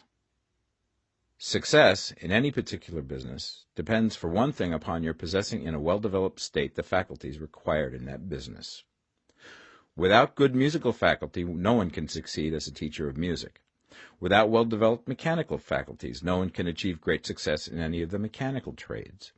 Without tact and the commercial faculties, no one can succeed in the mercantile pursuits. But to possess in a well-developed state the faculties required in your particular vocation does not ensure getting rich. There are musicians who have remarkable talent and who yet remain poor. There are blacksmiths, carpenters, and so on who have excellent mechanical ability, but who do not get rich. And there are merchants with good faculties for dealing with men who nevertheless fail. The different faculties are tools. It is essential to have good tools, but it is also essential that the tools should be used in the right way. One man can take a sharp saw, a square, a good plane, and so on, and build a handsome article of furniture. Another man can take the same tools and set to work to duplicate the article, but his production will be a botch. He does not know how to use good tools in a successful way. The various faculties of your mind are the tools with which you must do the work which is to make you rich. It will be easier for you to succeed if you get into a business for which you are well equipped with mental tools. Generally speaking, you will do best in that business which will use your strongest faculties, the one for which you are naturally best fitted.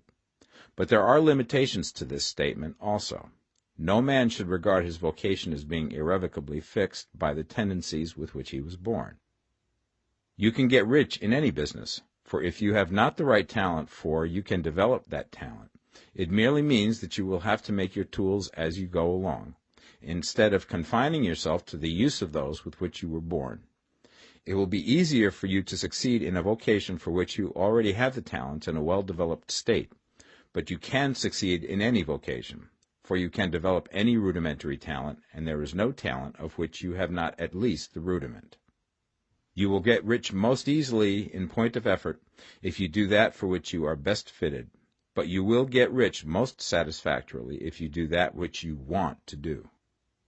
Doing what you want to do is life, and there is no real satisfaction in living if we are compelled to be forever doing something which we do not like to do, and can never do what we want to do. And it is certain that you can do what you want to do. The desire to do it is proof that you have within you the power which can do it. Desire is a manifestation of power. The desire to play music is the power which can play music seeking expression and development. The desire to invent mechanical devices is the mechanical talent seeking expression and development. When there is no power, either developed or undeveloped, to do a thing, there is never any desire to do that thing. And where there is strong desire to do a thing, it is certain proof that the power to do it is strong, and only requires to be developed and applied in the right way. All things else being equal, it is best to select the business for which you have the best developed talent. But if you have a strong desire to engage in any particular line of work, you should select that work as the ultimate end at which you aim. You can do what you want to do, and it is your right and privilege to follow the business or avocation which will be most congenial and pleasant. You are not obliged to do what you do not like to do, and should not do it except as a means to bring you to the doing of the thing you want to do. If there are past mistakes whose consequences have placed you in an undesirable business or environment, you may be obliged for some time to do what you do not like to do. If you feel that you are not in the right vocation, do not act too hastily in trying to get into another one. The best way, generally, to change business or environment is by growth.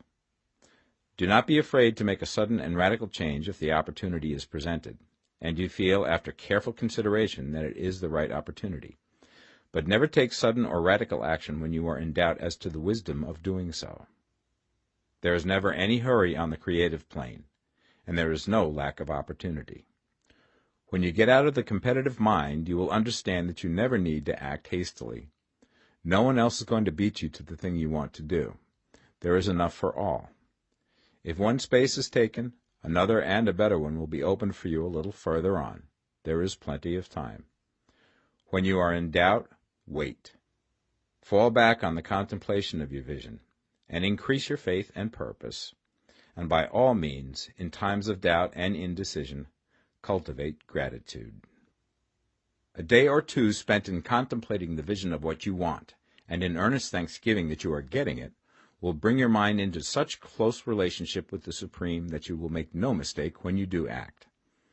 There is a mind which knows all there is to know, and you can come into close unity with this mind by faith and the purpose to advance in life, if you have deep gratitude.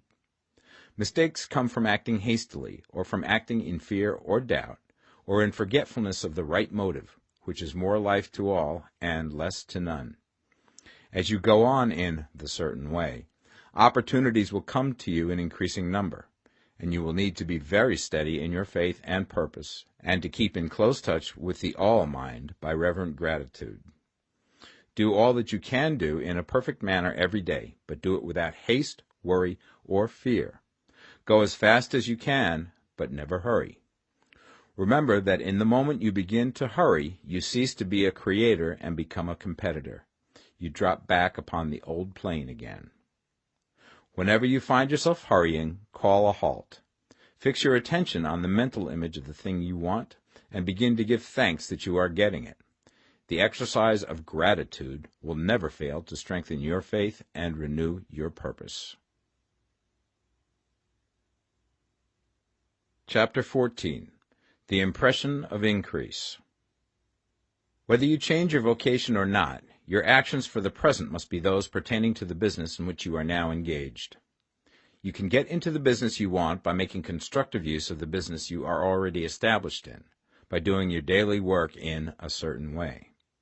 And in so far as your business consists in dealing with other men, whether personally or by letter, the key thought of all your efforts must be to convey to their minds the impression of increase. Increase is what all men and women are seeking. It is the urge of the formless intelligence within them, seeking fuller expression. The desire for increase is inherent in all nature. It is the fundamental impulse of the universe. All human activities are based on the desire for increase. People are seeking more food, more clothes, better shelter, more luxury, more beauty, more knowledge, more pleasure. Increase in something, more life. Every living thing is under this necessity for continuous advancement. Where increase of life ceases, dissolution and death set in at once. Man instinctively knows this, and hence he is forever seeking more.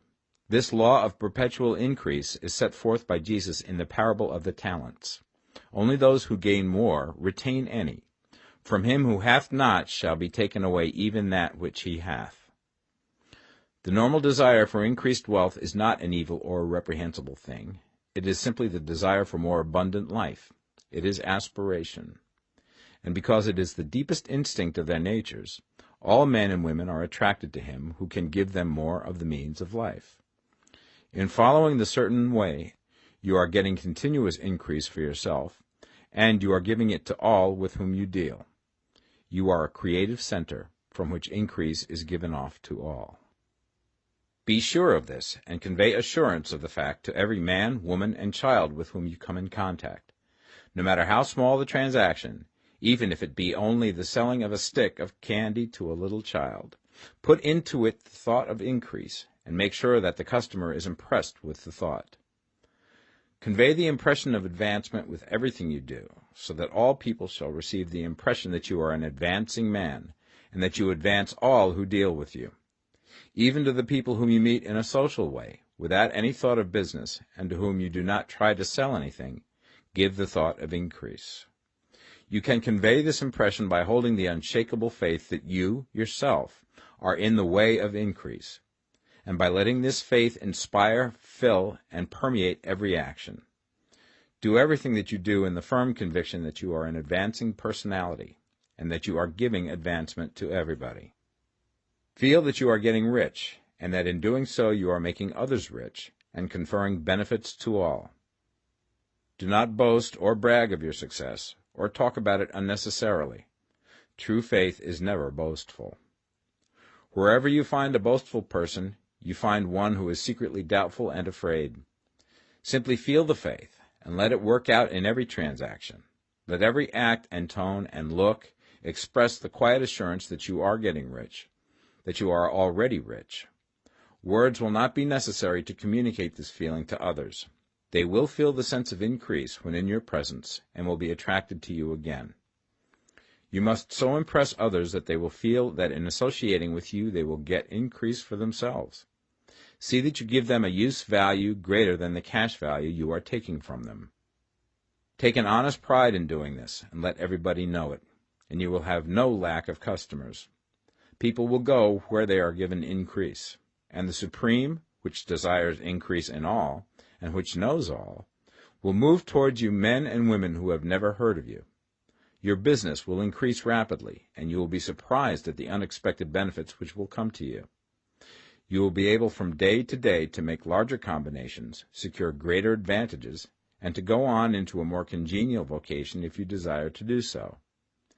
You must never lose sight of your vision of what you want, or your faith and purpose to get what you want. Let me here give you another word of caution in regards to motives.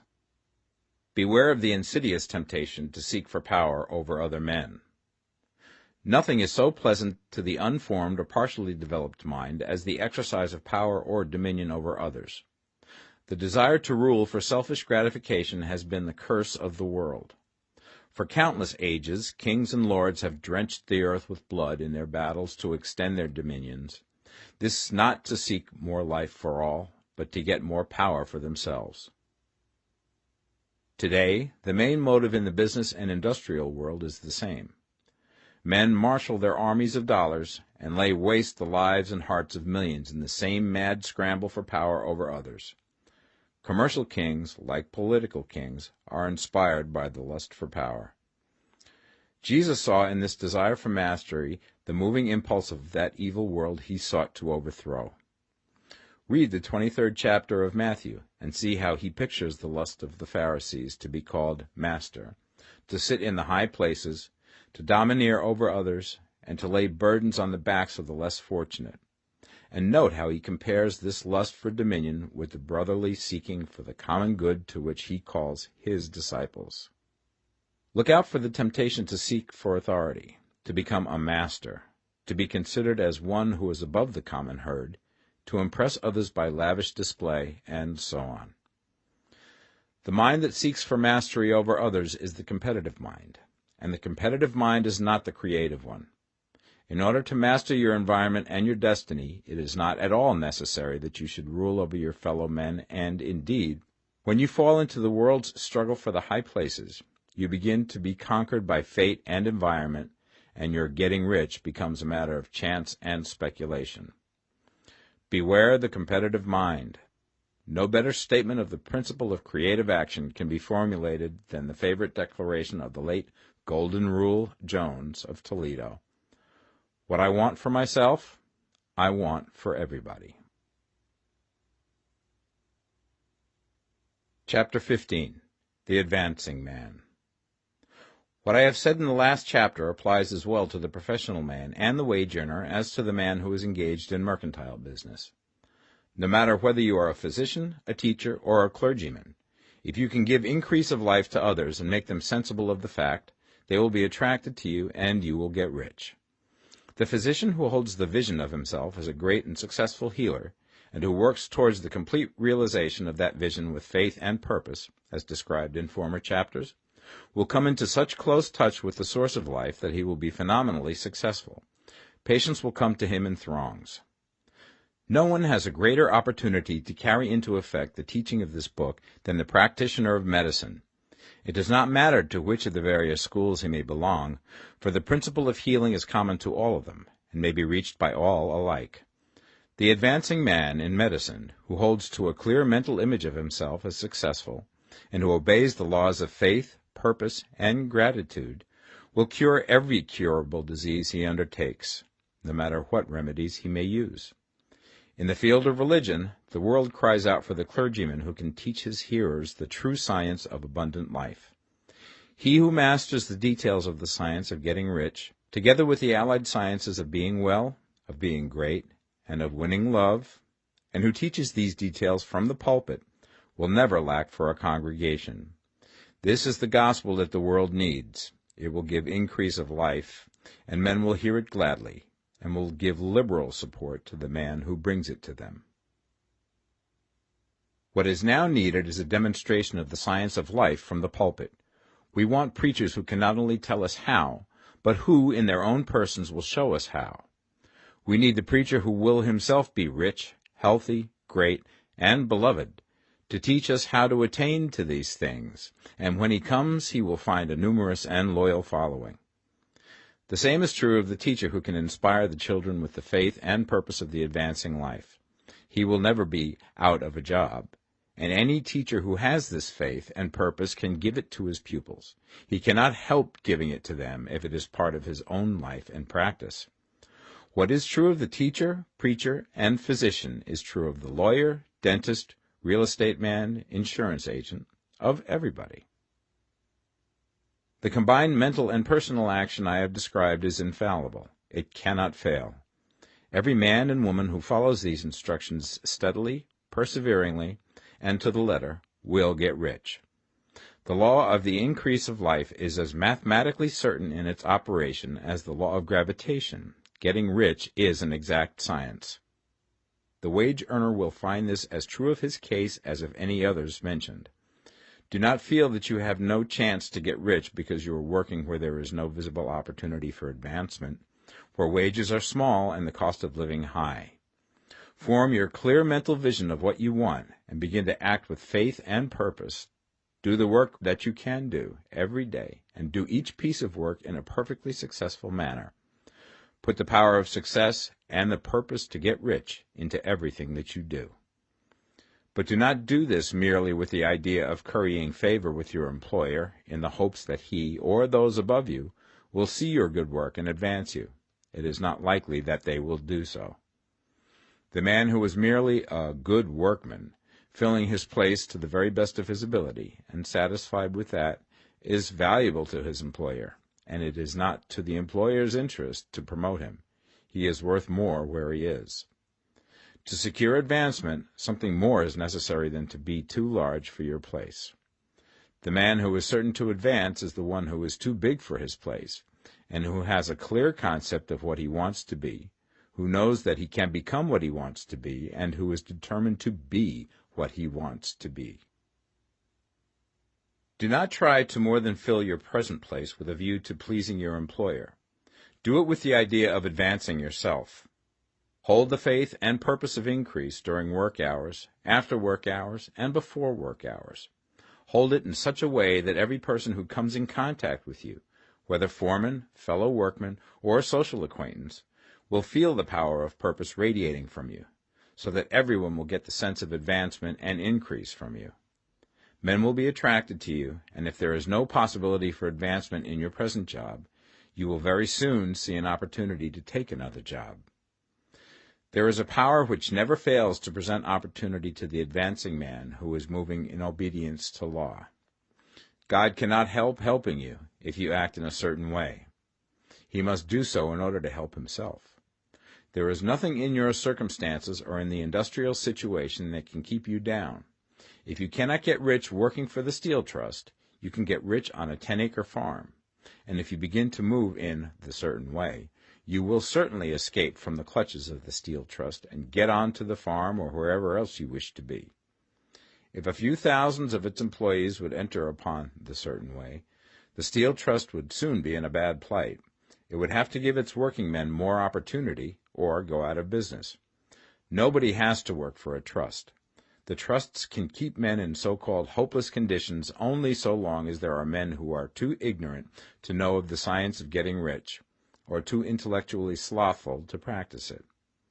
Begin this way of thinking and acting, and your faith and purpose will make you quick to see any opportunity to better your condition. Such opportunities will speedily come, for the Supreme, working in all and working for you, will bring them before you. Do not wait for an opportunity to be all that you want to be. When an opportunity to be more than you are now is presented, and you feel impelled toward it, take it. It will be the first step towards a greater opportunity. There is no such thing possible in this universe as a lack of opportunities for the man who is living the advancing life. It is inherent in the constitution of the cosmos that all things shall be for him and work together for his good, and he must certainly get rich if he acts and thinks in the certain way. So let wage-earning men and women study this book with great care, and enter with confidence upon the course of action it prescribes. It will not fail. Chapter 16. Some Cautions and Concluding Observations. Many people will scoff at the idea that there is an exact science of getting rich. Holding the impression that the supply of wealth is limited, they will insist that social and governmental institutions must be changed before even any considerable number of people can acquire a competence.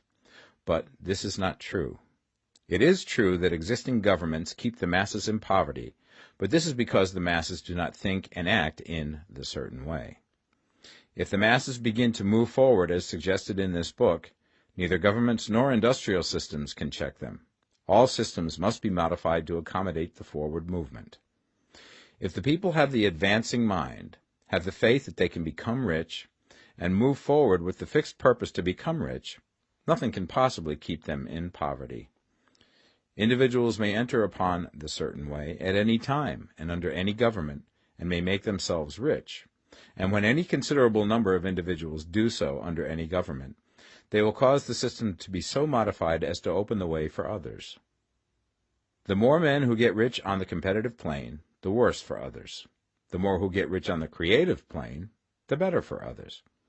The economic salvation of the masses can only be accomplished by getting a large number of people to practice the scientific method set down in this book and become rich. These will show others the way and inspire them with a desire for real life, with the faith it can be attained, and with the purpose to attain it. For the present, however, it is enough to know that neither the government under which you live nor the capitalistic or competitive system of industry can keep you from getting rich.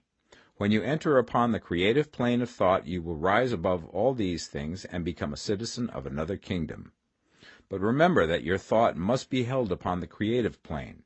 You are never for an instant to be betrayed into regarding the supply as limited, or into acting on the moral level of competition.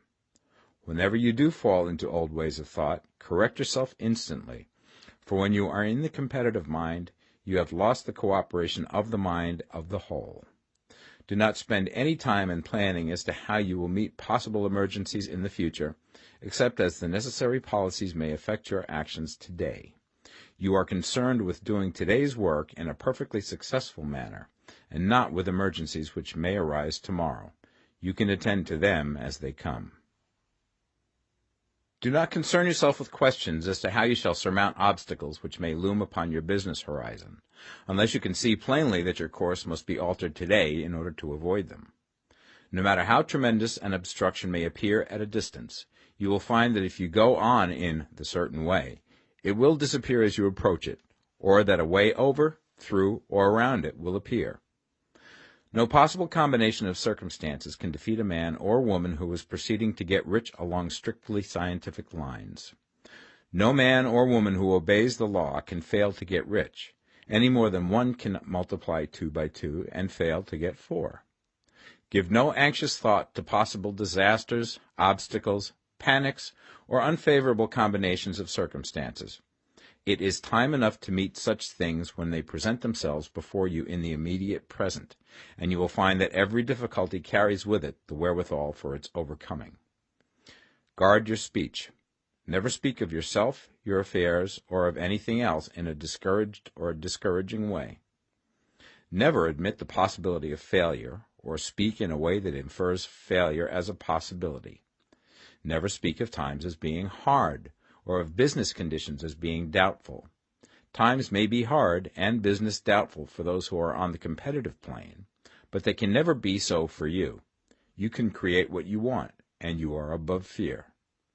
When others are having hard times and poor business, you will find your greatest opportunities.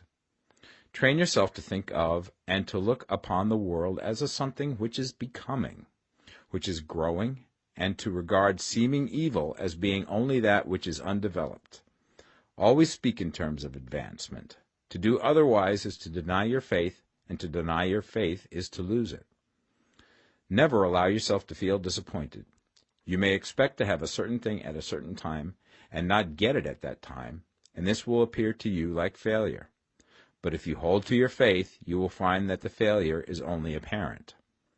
Go on in the certain way, and if you do not receive that thing, you will receive something so much better that you will see that the seeming failure was really a great success. A student of this science had set his mind on making a certain business combination which seemed to him at the time to be very desirable, and he worked for some weeks to bring it about. When the crucial time came, the thing failed in a perfectly inexplicable way. It was as if some unseen influence had been working secretly against him. He was not disappointed. On the contrary, he thanked God that his desire had been overruled, and went steadily on with a grateful mind. In a few weeks an opportunity so much better came his way that he would not have made the first deal on any account, and he saw that a mind which knew more than he knew had prevented him from losing the greater good by entangling himself with the lesser. That is the way every seeming failure will work out for you, if you keep your faith, hold to your purpose, have gratitude, and do, every day, all that can be done that day, doing each separate act in a successful manner. When you make a failure, it is because you have not asked for enough. Keep on, and a larger thing than you were seeking will certainly come to you. Remember this. You will not fail because you lack the necessary talent to do what you wish to do. If you go on as I have directed, you will develop all the talent that is necessary to the doing of your work. It is not within the scope of this book to deal with the science of cultivating talent, but it is as certain and simple as the process of getting rich. However, do not hesitate or waver for fear that when you come to any certain place you will fail for lack of ability. Keep right on, and when you come to that place, the ability will be furnished to you. The same source of ability which enabled the untaught Lincoln to do the greatest work in government ever accomplished by a single man is open to you. You may draw upon all the mind there is for wisdom to use in meeting the responsibilities which are laid upon you. Go on in full faith. Study this book. Make it your constant companion until you have mastered all the ideas contained in it. While you are getting firmly established in this faith, you will do well to give up most recreations and pleasure, and to stay away from places where ideas conflicting with these are advanced in lectures or sermons. Do not read pessimistic or conflicting literature, or get into arguments upon the matter. Do very little reading, outside of the writers mentioned in the preface. Spend most of your leisure time in contemplating your vision, and in cultivating gratitude, and in reading this book. It contains all you need to know of the science of getting rich, and you will find all the essentials summed up in the following chapter. Chapter 17. Summary of the Science of Getting Rich. There is a thinking stuff from which all things are made, and which, in its original state, permeates, penetrates, and fills the interspaces of the universe. A thought in this substance produces the thing that is imaged by the thought. Man can form things in his thought, and by impressing his thought upon formless substance can cause the thing he thinks about to be created. In order to do this, man must pass from the competitive to the creative mind, otherwise he cannot be in harmony with the formless intelligence, which is always creative and never competitive in spirit. Man may come into full harmony with the formless substance by entertaining a lively and sincere gratitude for the blessings it bestows upon him. Gratitude unifies the mind of man with the intelligence of substance, so that man's thoughts are received by the formless. Man can remain upon the creative plane only by uniting himself with the formless intelligence through a deep and continuing feeling of gratitude. Man must form a clear and definite mental image of the things he wishes to have, to do, or to become, and he must hold this mental image in his thoughts, while being deeply grateful to the Supreme that all his desires are granted to him. The man who wishes to get rich must spend his leisure hours in contemplating his vision, and in earnest thanksgiving that the reality is being given to him. Too much stress cannot be laid on the importance of frequent contemplation of the mental image, coupled with unwavering faith and devout gratitude. This is the process by which the impression is given to the formless, and the creative forces set in motion. The creative energy works through the established channels of natural growth, and of the industry and social order. All that is included in his mental image will surely be brought to the man who follows the instructions given above, and whose faith does not waver. What he wants will come to him through the ways of established trade and commerce. In order to receive his own when it shall come to him, man must be active, and this activity can only consist in more than filling his present place. He must keep in mind the purpose to get rich through the realization of his mental image. And he must do, every day, all that can be done that day, taking care to do each act in a successful manner. He must give to every man a use value in excess of the cash value he receives, so that each transaction makes for more life, and he must so hold the advancing thought that the impression of increase will be communicated to all with whom he comes in contact. The men and women who practice the foregoing instructions will certainly get rich, and the riches they receive will be in exact proportion to the definiteness of their vision, the fixity of their purpose, the steadiness of their faith, and the depth of their gratitude.